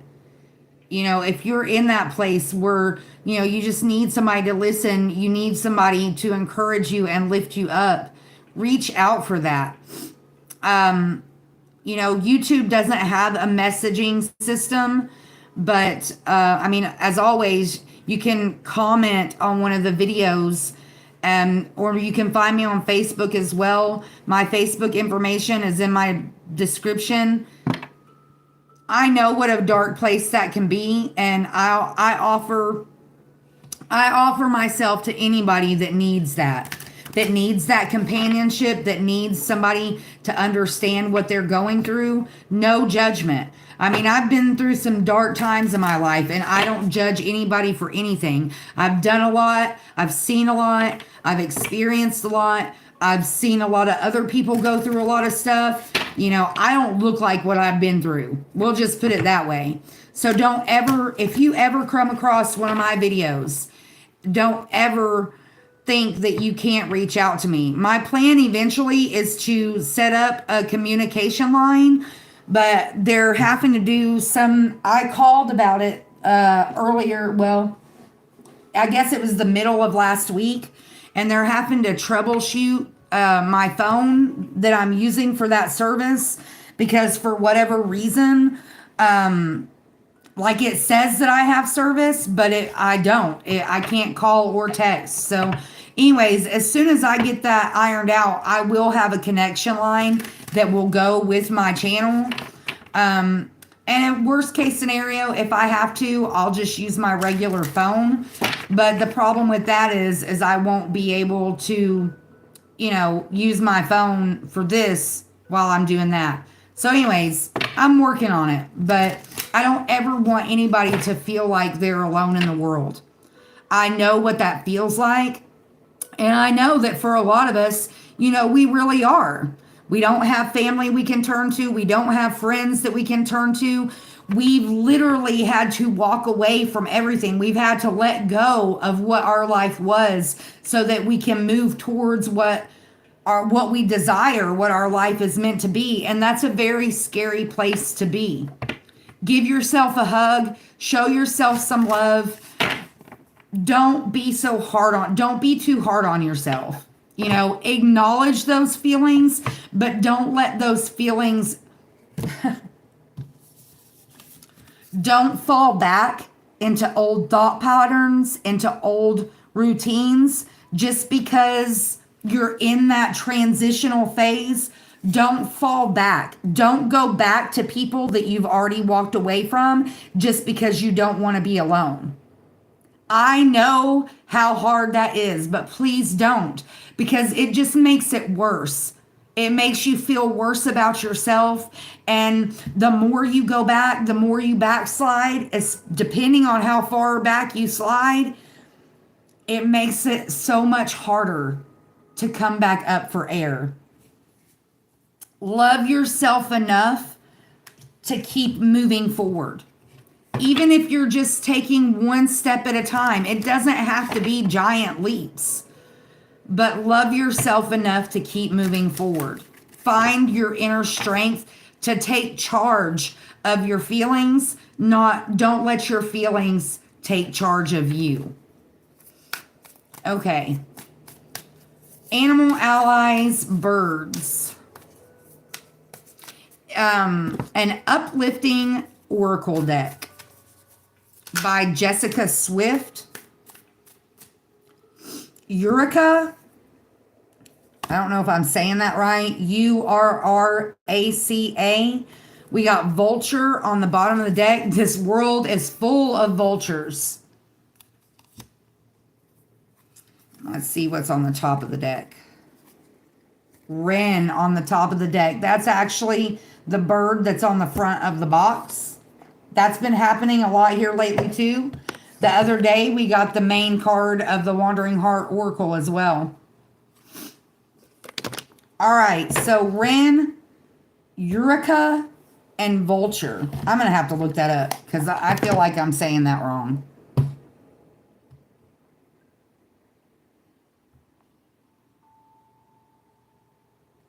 That's a pretty bird, though. Urraca.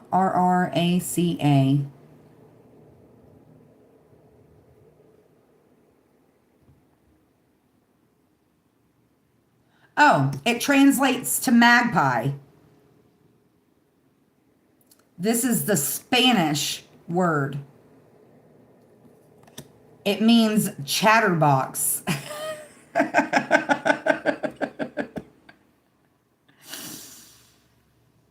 It's a common name for a bird in the crow family. So it's a magpie. We'll still have to see how to pronounce it.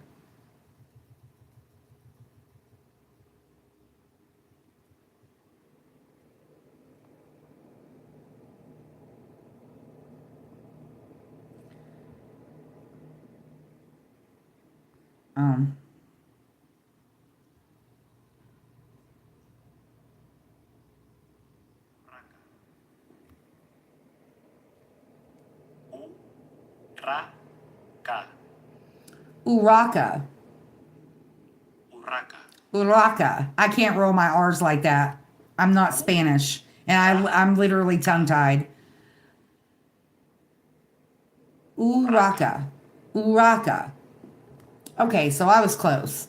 Urraca, which is the Spanish name for magpie. Oh, and I just shut down my YouTube.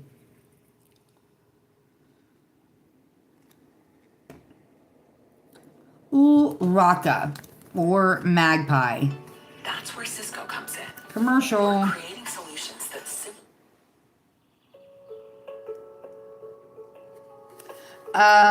because we had to restart it, the hand drum that popped up was Rebirth 1111 Hertz. Nice. And actually, that's crazy too. All three of these are together in order in the book. All three of these cards in the order that they came out in. That is cray-cray. So take that as a sign of being on the right track. Things are in order. Things are coming together. All right. Let me turn that down a little bit. I feel like I'm yelling. Okay. Urraca superpowers.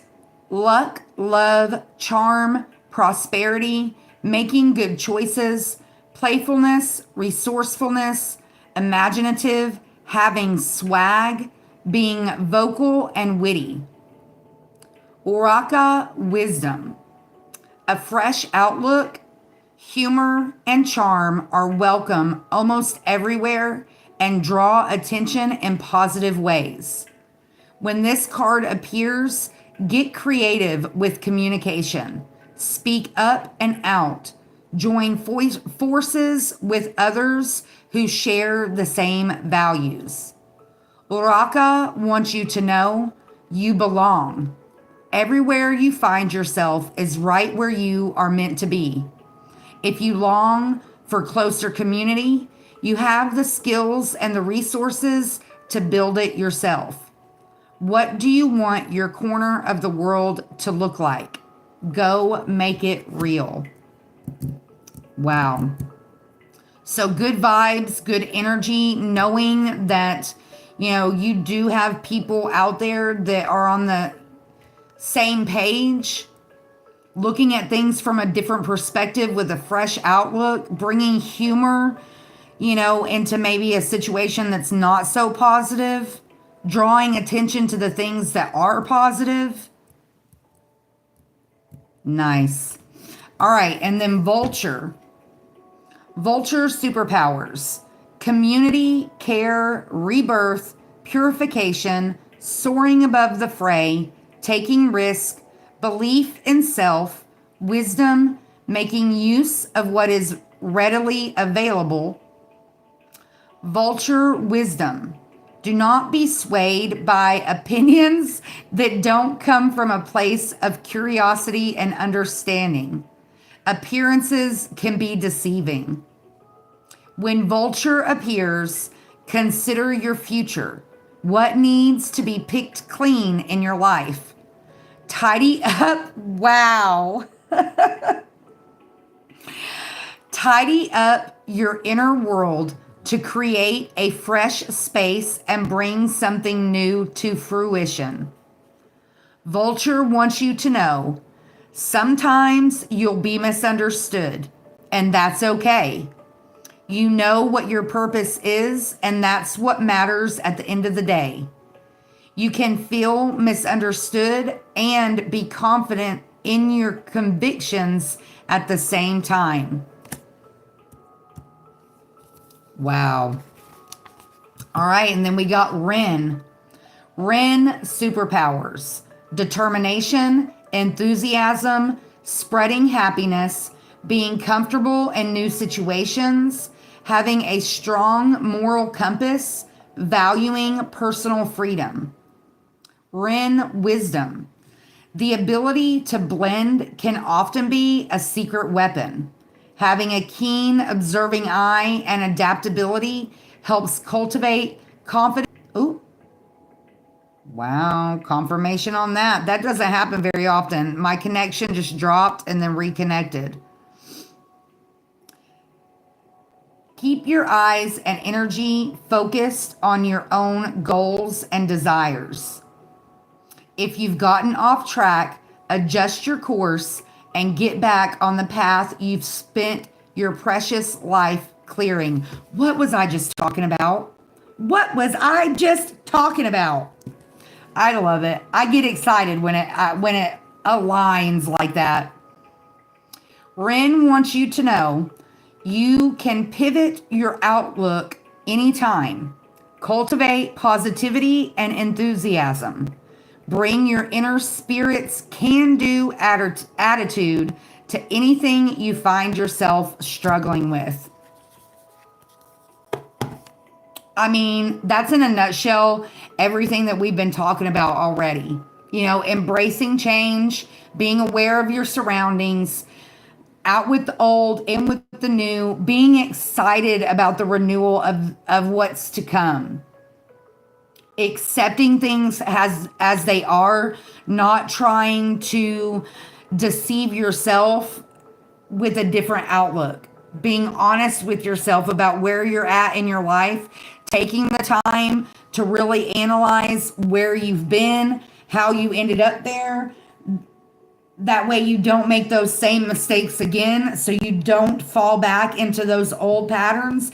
And if you do, having the strength and the courage and just the oomph, the excitement to want to push forward. Love it. All right. And I mean, what are the odds that these three cards came out in this order? And that's the order that they're in the book. I mean, come on. So getting things in order, embracing the natural order of how things happen. You know, going back to what I said earlier, just because it's not playing out in the way that you think it's supposed to play out doesn't mean that it's not playing out for your highest good. That it doesn't mean that it's bad. It doesn't mean that it's negative. So having realistic expectations. That almost fell on the floor. Did you see my quick cat reflexes? I caught that. All right. We'll get gems and minerals. Last night we got Amazonite, aquamarine and crazy lace. Explore the universe of gems and minerals.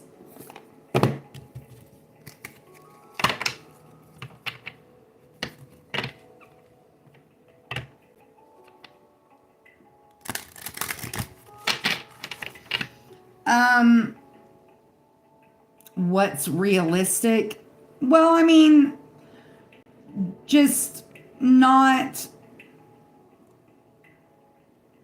I mean, for everybody, it's different, but, you know,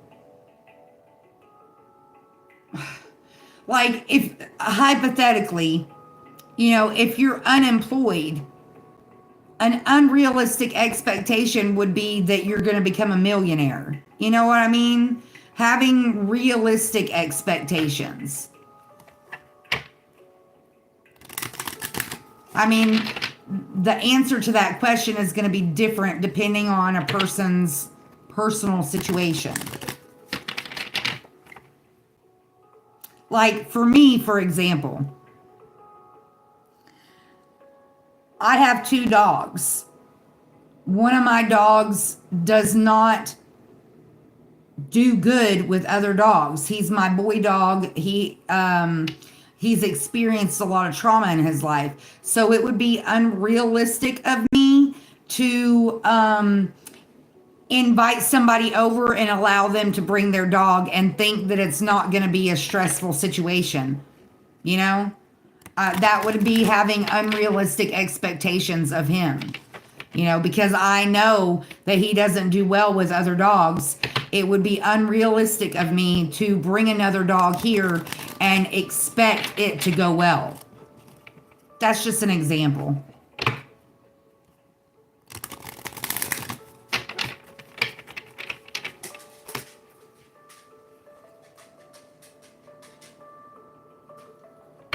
I don't know. That was just an example. I know I was talking about you, but go sit down. I'm almost done. Go on. Go. No. Go on. Don't tell me no.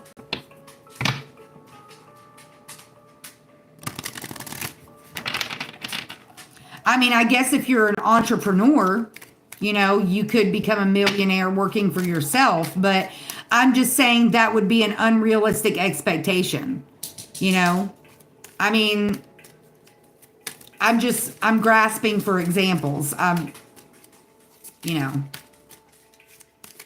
Another example would be if you're single at this exact moment, it would be an unrealistic expectation to expect to be married by the end of the year. You know, if you're not in a relationship right now and you, for whatever reason, have the expectation to be married and having kids by the beginning of next year, that's a very unrealistic expectation. Because if you're not even in a relationship, you know, we're already in June, the year's halfway over. It's an unrealistic expectation of yourself and of another person to think that you're going to get in a relationship and get married by the end of the year. So it's just having realistic expectations. Not, I mean, for everybody, it's just going to be different depending on what your situation is. All right, now we'll get some gems, crystal cards. Darling, get out of the kitchen. You don't need to be in there. I let you guys out before I came on. Don't even look at me like that. Go sit down. They're getting restless. It's getting late. I'm trying to get us back on a routine. Moonstone. Nice. Peace, travel, and balance.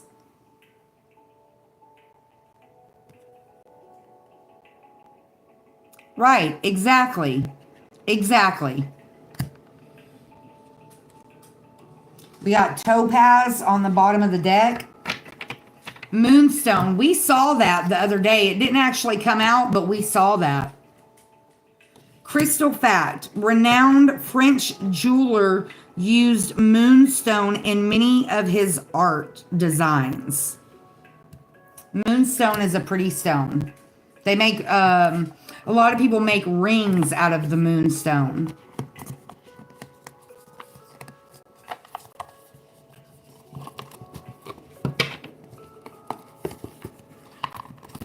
Okay. Now we'll pull from the animal spirit deck. Yesterday we got scorpion, hyena, and peacock. We had a lot of fire energy out here yesterday. It is 8:12 real time in my area. 2:05:20 on the timer.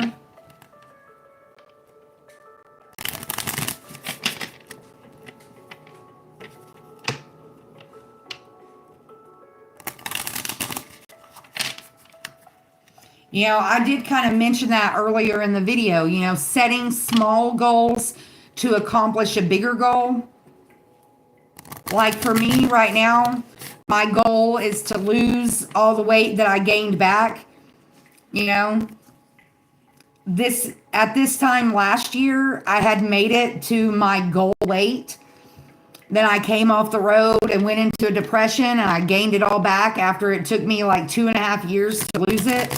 So it would be an unrealistic expectation of myself to think that I'm going to lose all that weight and be ready for a bathing suit body, or what people would consider a bathing suit body, by the end of the summer. You know, the first time it took me 2.5 years to lose it. I'm not going to put unrealistic expectations on myself to expect it to happen any quicker than that this time.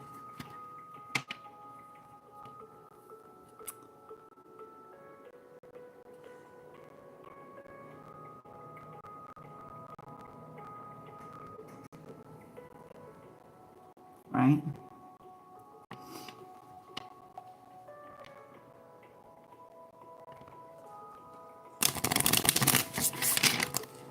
All right. Animal spirit.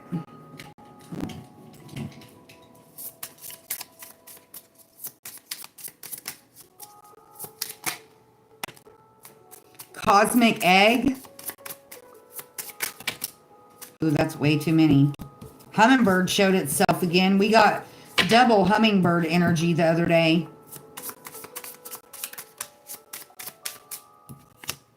Scorpion came back out. I'm going to put it back in. A bottle of water is $9 at the airport. That's insane.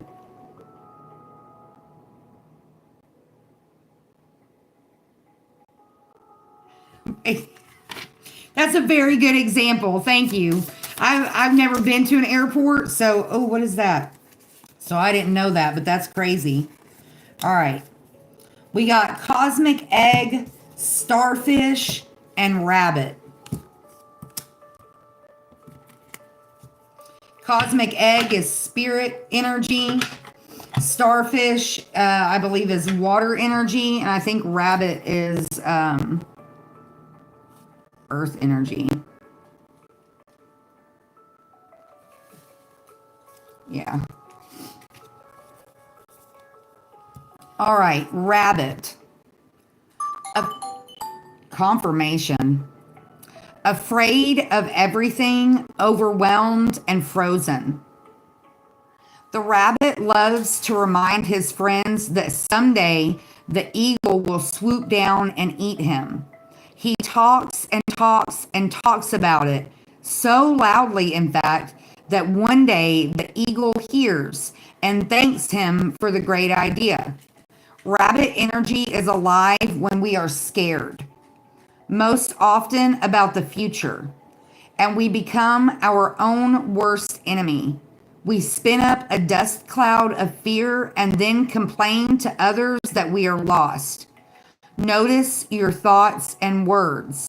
Oh, rabbit, they shape your destiny. When in balance, sensitive, problem solver, and good listener.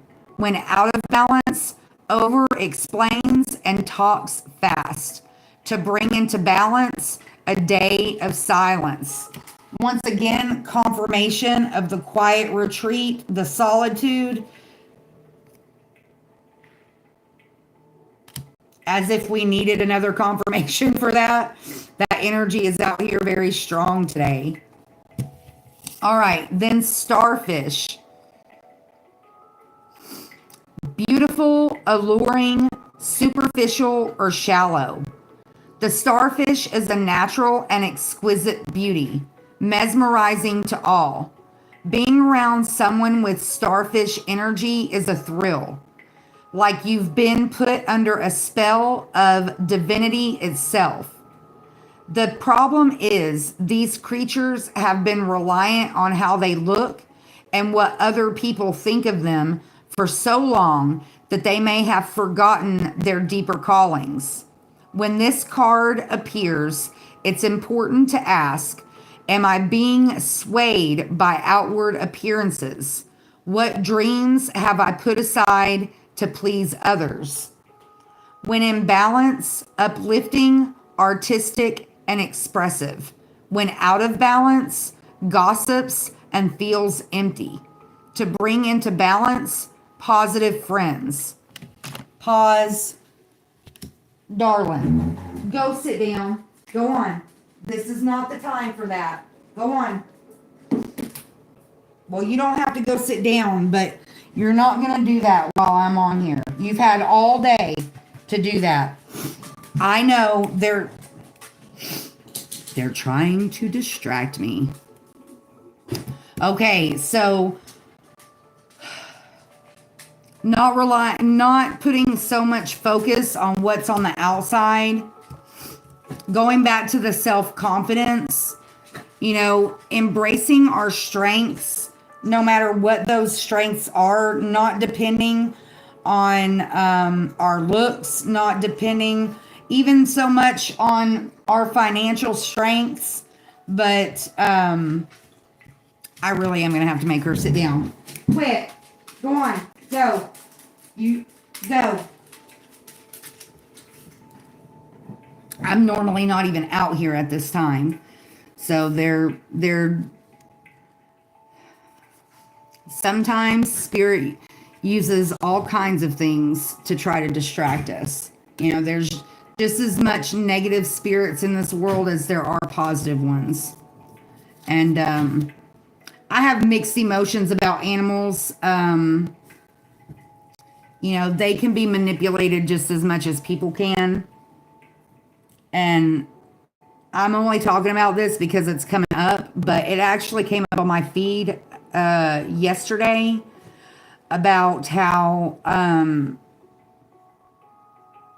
I don't even really want to say it, but how skinwalkers or negative energies can affect your animals just as much as they can affect you.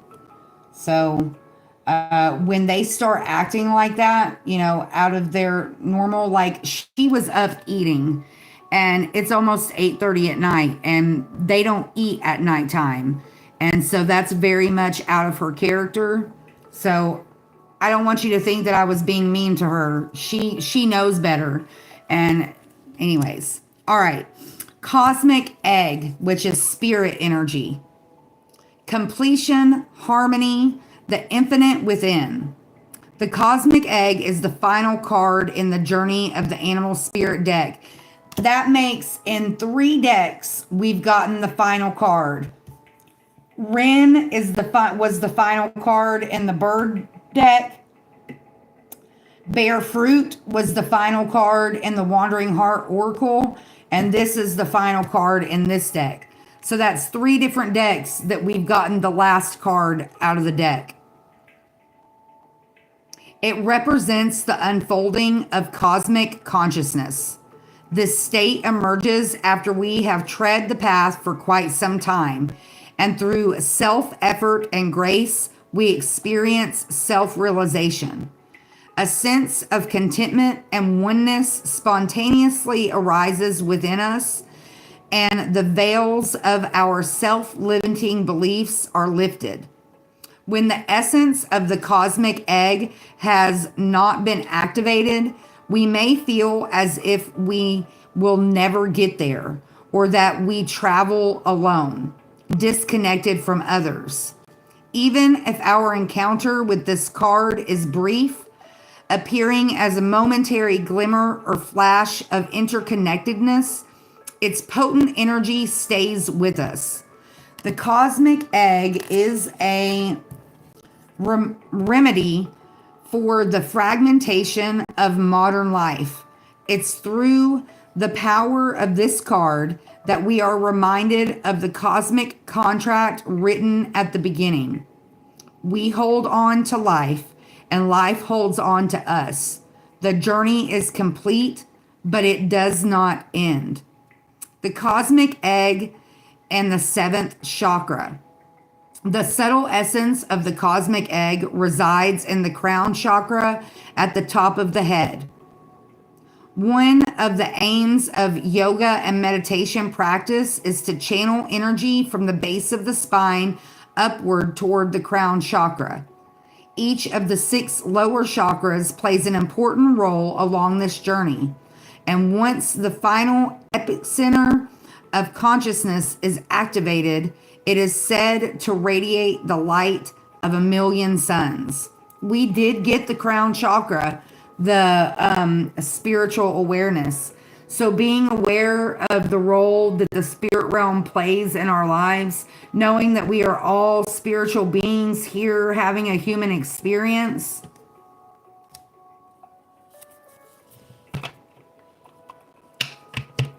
We're knowing that we're all on a journey,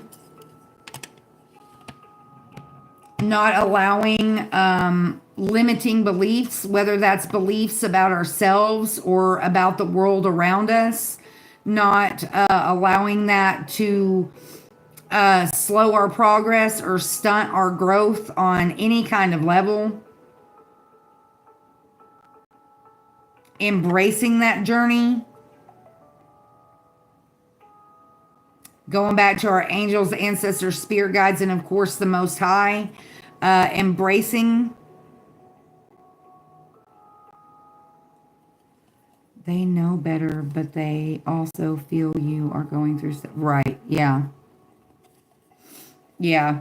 Well, and they're not used to me being out here this late of an evening. You know, normally by this time I'm, kind of starting to shut down for the night. And, but I don't ever let them eat this late or even drink this late, because then of course they're going to have to go out in the middle of the night. And, yeah, they're just like kids in that way. They're going to seize the opportunity if they see it. Okay, now we'll pull from the Archangel of Fire Oracle. Last night we got Uriel number 6, who was holding the Book of Wisdom or the Book of Knowledge.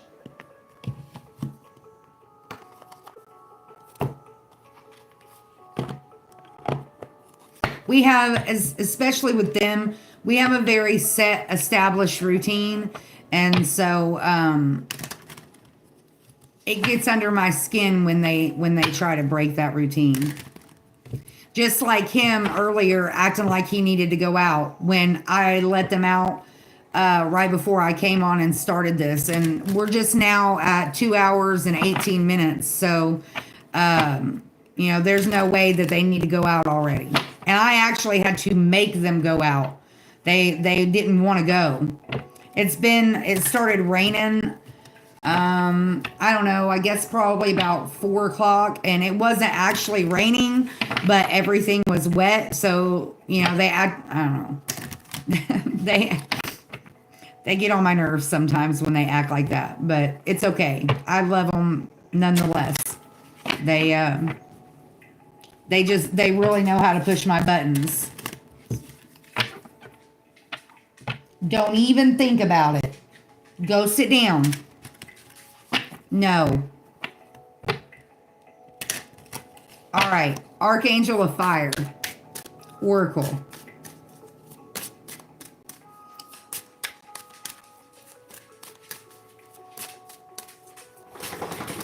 And they're still not happy about the couch situation either. Before I started rearranging the apartment and everything, he had one couch and she had one couch. And which it's still in here, but I've got it turned around to where they can't get up on it because it's fixing to leave. So I'm trying to get them used to not having it. And so they're not the least bit happy about having to share the same couch. All right, wow. Number 7, Cameo. We did get number 6. Now we got number 7. So again, the going in order like we got with the animal allies. Also, I said something about the medicine wheel, the Native American energy earlier, and this is very much full of Native American energy.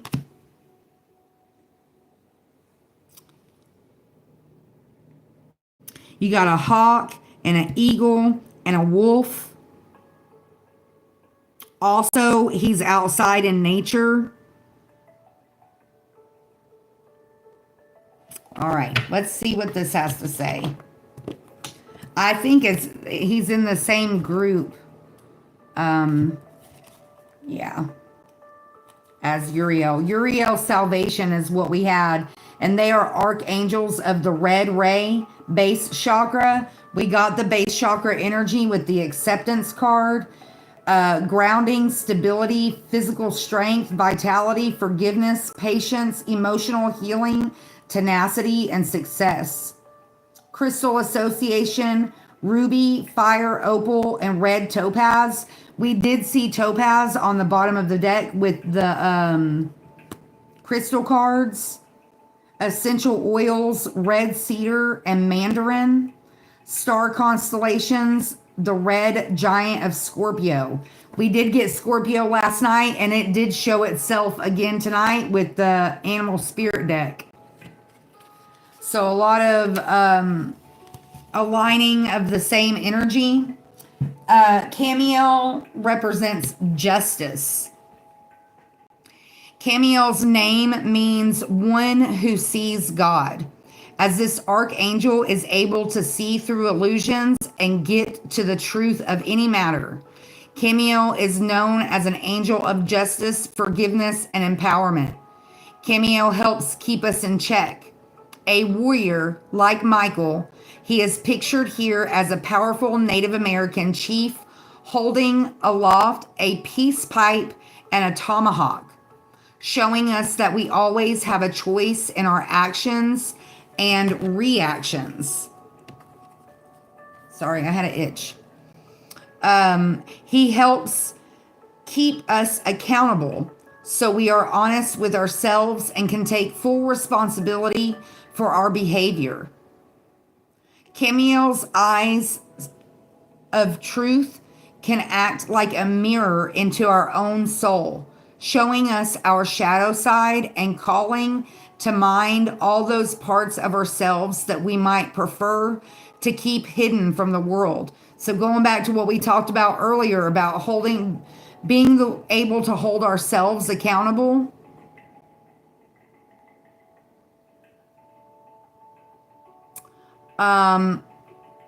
Did you mean to say Michael? Because it says Michelle.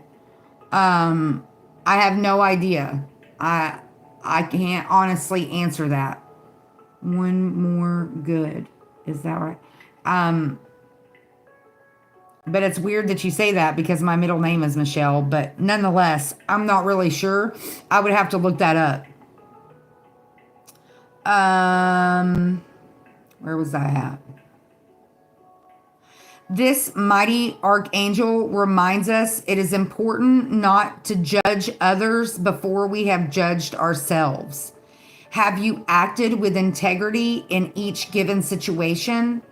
Are you being true to yourself as a being of unconditional love? Remember, every being on the planet is striving towards the goal of love. Any action not aligned with love is usually the result of fear. Forgive yourself and others. Strive to be compassionate. His message, have you acted out of lack of integrity? Are you taking full responsibility for your life? Reveal the true you, and you will see the loving nature of humankind. People often act as mirrors for what's really going on inside of us. So if there's someone in your life who is upsetting or irritating you, ask yourself where you could be demonstrating that same quality. This can be an enlightening experience. The trick is to love that quality within yourself to heal it. Likewise, if someone is treating you with less than love, where are you withholding love from yourself? When we embrace our shadow, it stops being a shadow and a gift comes to light. Get into the daily habit of loving and forgiving yourself. That very much full circle talks about everything that we've already talked about out here.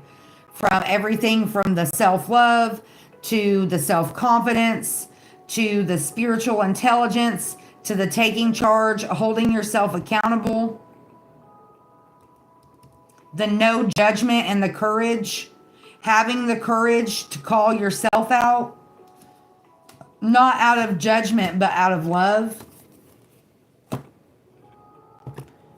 That can be hard to do, but the work is worth it in the end.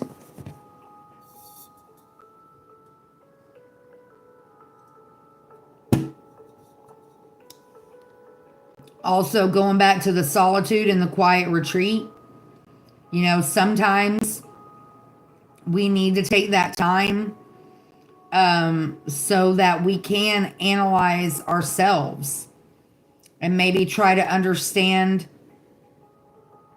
you know, why we keep attracting certain situations, why we're staying stuck in a certain situation, maybe why we keep attracting certain kinds of people. You know, a lot of times those people are mirroring back to us something about ourselves that we need to heal or we need to work on. All right, now we'll pull from the Herbal Astrology deck. Last night we got Cacao 38 Initiation.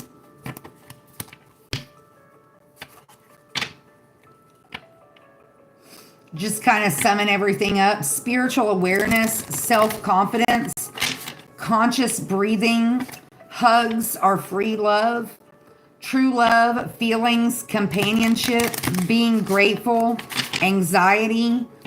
Our angel numbers, 55, 33, take charge, 32, 32, renewal, strength, telepathy, vitality, courage, no judgment, release jealousy, raise or promotion, quiet retreat, solitude, fallback, bear fruit, wisdom, confusion, acceptance, with the moonstone, peace, travel, and balance. 2:27:44 on the timer when I looked. All right.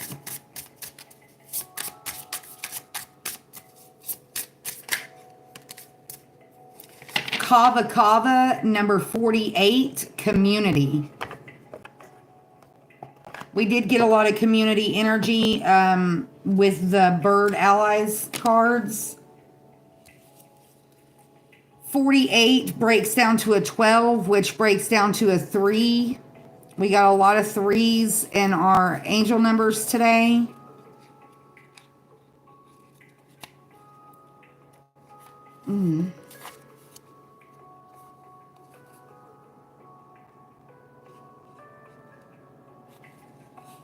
All right. Kava Kava. Let me look at this picture first.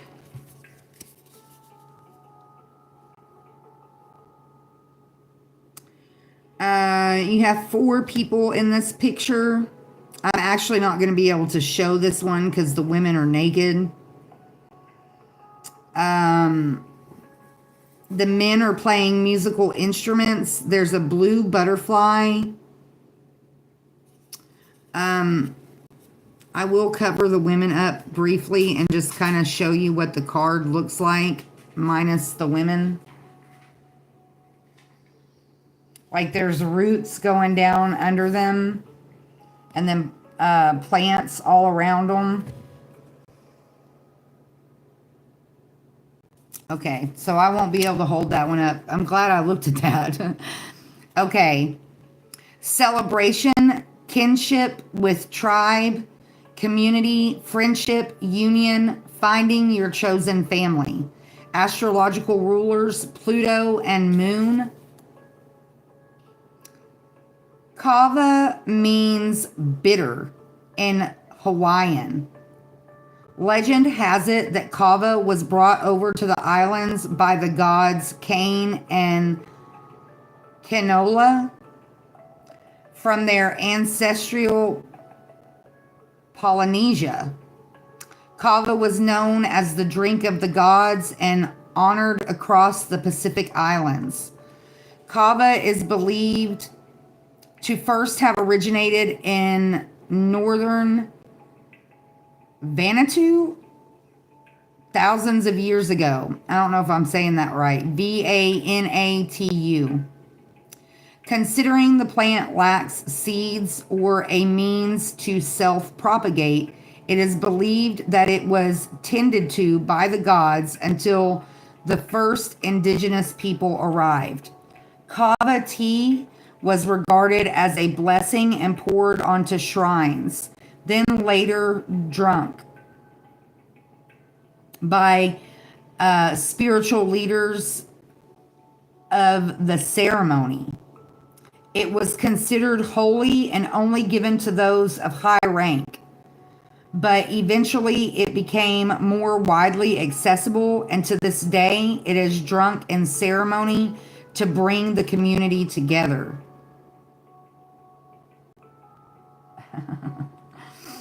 Well, I just don't want to get like in trouble. We're not I mean, not that my channel necessarily attracts that much attention, but we're not supposed to show nudity. So I don't want to give them any reason to not be able to have the video up. Sometimes called the intoxicating pepper, the effects of kava are a curious combination of deep relaxation alongside stimulation to the central nervous system. Kava is relaxing to the muscles and dampens pain while increasing the flow of thoughts. Kava can greatly increase mental clarity, ease depression, confusion, and sorrow, and sharpen intuition. Kava, you can actually get that in like capsule form. My mother used to take that when I was growing up. Kava directly affects the limbic system, the control center of our emotions, just as the moon does. Platonian herbs like kava cause deep transformation in our emotional mind. The energy of Pluto is that of regeneration, allowing us to decompress from accumulated emotions through the volcanic power of catharsis, Catharsis. Guidance. Kava's energy moves through our nervous system like a butterfly, relaxing, widening, and assisting us in surrendering. Although you might be amid an important moment in your life, remember that you don't have to do it alone. When you widen your circles intentionally, you receive support from the universe and others to join you on your path. To fully draw upon butterfly's medicine, it gently invites us to observe our position in the community in this moment. Are you a protector, creator, connector, or visionary? And how does that correlate this moment in your life alongside your personal evolution? Egg, caterpillar, cocoon, or butterfly. Oftentimes, finding your purpose within your community and the parallels within your inner journey can provide great relief and meaning. That very much connects with the community energy, but also connecting with, finding your own path. And sometimes the people that come into our lives to help us find that path. to help us find the confidence that we need to embrace that path, to help us overcome judgment. You know, people come into our lives for a multitude of reasons. And, you know, I say it often, a lot of time, just because people come into your life for a temporary season, even though it may be temporary, there's still a reason behind it. Whether it's a lesson that needs to be learned or knowledge that needs to be gained, we do have wisdom out here. All right, now we're going to pull from the Mary Magdalene. Yesterday we got the skull.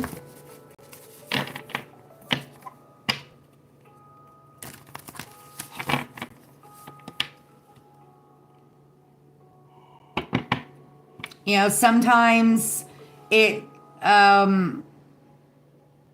takes a community to accomplish a goal. What is that saying about raising kids? It takes a village community. It's the same thing. You know, sometimes that's the change that needs to occur. We need to change the community that we surround ourselves with, or even embrace the community that surrounds us. Sometimes the help that we need is already there. We just don't see it.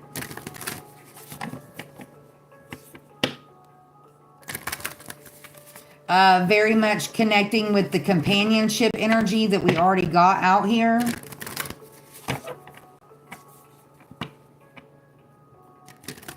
Ooh, I'm starting to get sleepy. Excuse me. All right. Mary Magdalene Oracle.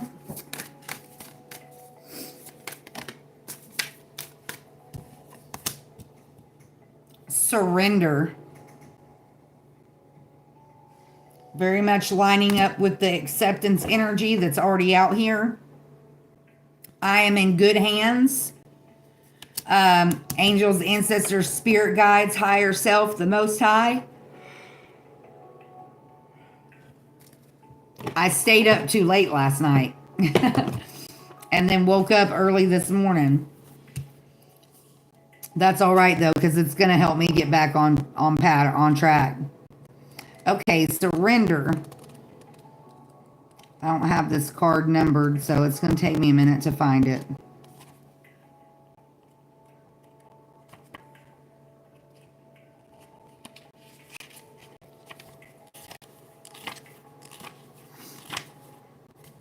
Surrender. I am in good hands. There's a marble statue of Mary Magdalene in the main cave at Saint Bayam in France.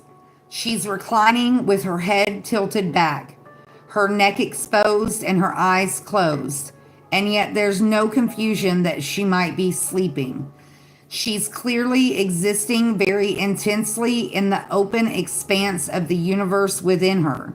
Her face exudes bliss and pure surrender. The word surrender in the spiritual context has been confused with relinquishing power over to someone else or something else that's separate from us. Surrender in Mary's gospel means letting go of the egoic desires and stories that are separating us from the radiance of true love.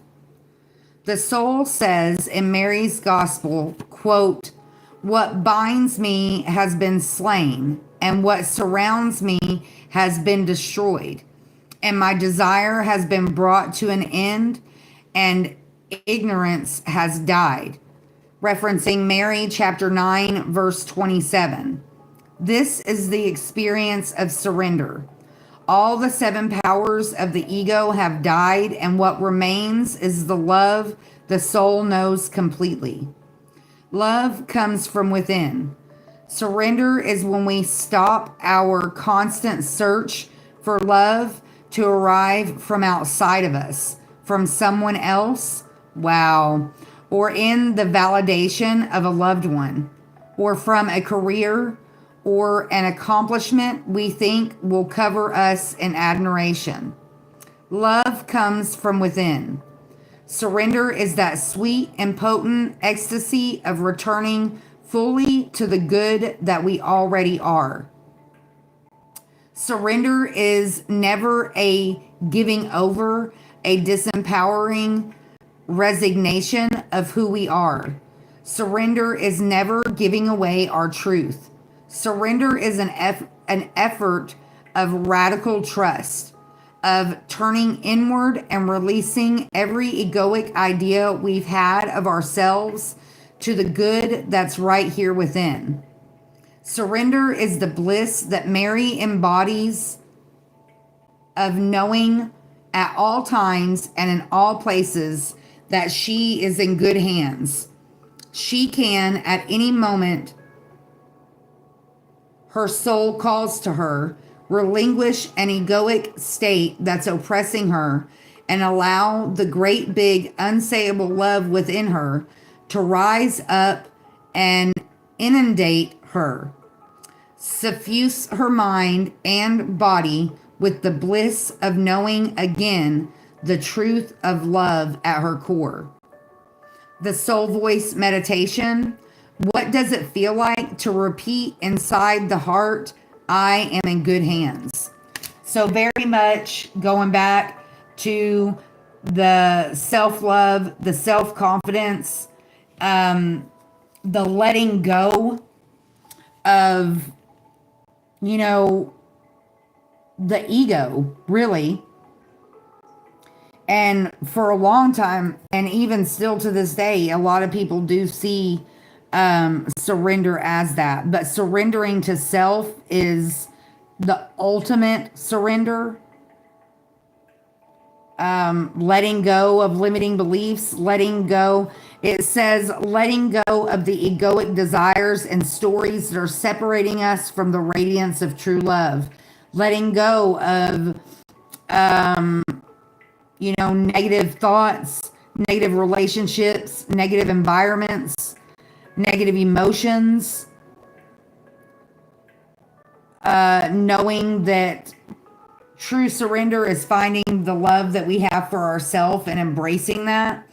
I have not numbered this card yet, so I'm going to do that. It's on page 78. 78 breaks down to 15, which breaks down to a 6. These cards aren't numbered, so when I get them, if they're not numbered, I try to remember to do that. Very much lining up with what we've already talked about out here today. So, accepting things how they are, accepting that, even though it may not look the way we expect it to look, that, things are still going to work out for our own good. Not judging yourself so harshly that you lose that connection with yourself. Not letting other people cause you to disconnect from yourself, cause you to disconnect from the connection that you have with your angels, ancestors, spirit guides, and the Most High.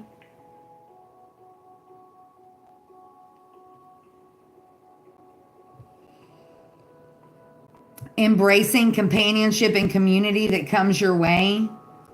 But the major message that's out here today, besides the self-love, is the solitude. The quiet retreat, the gathering your thoughts,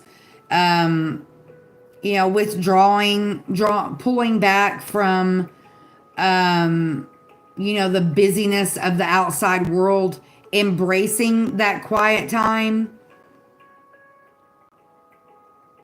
Which I know I've experienced it where, if that's something that you're kind of forced into, that, you didn't necessarily choose it, it can be difficult to do, but see it as a learning experience.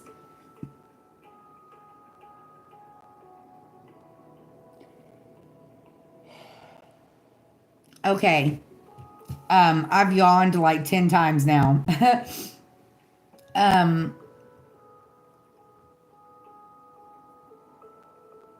really take the time to not only the time, but have the courage to really dive deep, and do some self-examination, some self-reflectance. Reflect, yes, reflectance. Um, make your mental, physical, and spiritual health a priority. You know,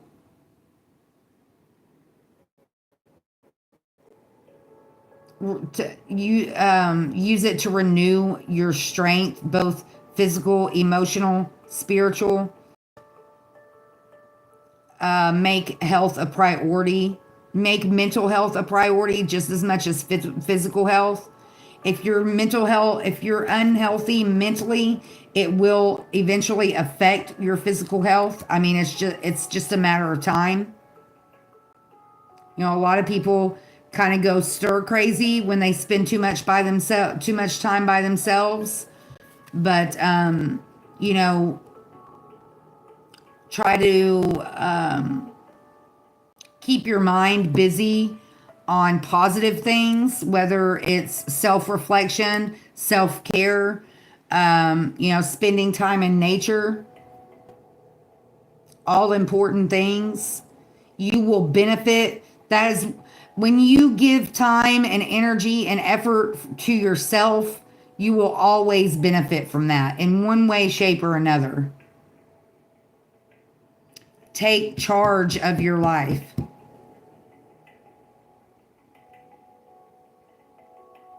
And hugs are free love, even if you have to give that love to yourself. Do some with the conscious breathing and the quiet time and the, you know, meditation. Even if you don't do like the typical like yoga meditation, the quiet time is a form of meditation. Embrace that quiet time, you know, because there may be a time that you in the future where you don't get that like you're getting it now. I can speak to that. You know, there was a time where I was tired of being alone and tired of it being quiet. But then when I re-entered the world and there was all the noise and the busyness and the drama, and you know, you you appreciate the quiet when in the times when you don't get it. That's another message that was out here today. You know, appreciate what you have when you have it, because you never know when it might be gone. Whether that's quiet time, whether that's companionship, whether, you know, no matter what that, your health, no matter what it is, appreciate it while you've got it. We don't know what we've got till it's gone. Youth, that, you know, that did come up at the beginning of the video, you know, growing older, you know, having to adjust and reacclimate, you know, to the changes that our bodies go through. All right, I'm going to end it there. I can feel my eyes getting heavy. I stayed up too late last night and then woke up this morning, and it's been a busy day. I'm hopefully we'll be back in the morning. I'm going to get back on my normal routine of doing the morning videos. And then I guess the way I'm going to do it from now on, I'm not going to keep experimenting with the times. I think the way I'm going to do it from now on is during the week, I will come on in the mornings. And then on the weekends, I'll do an evening video. I think that'll be a good balance. So, as always, thank you for being here.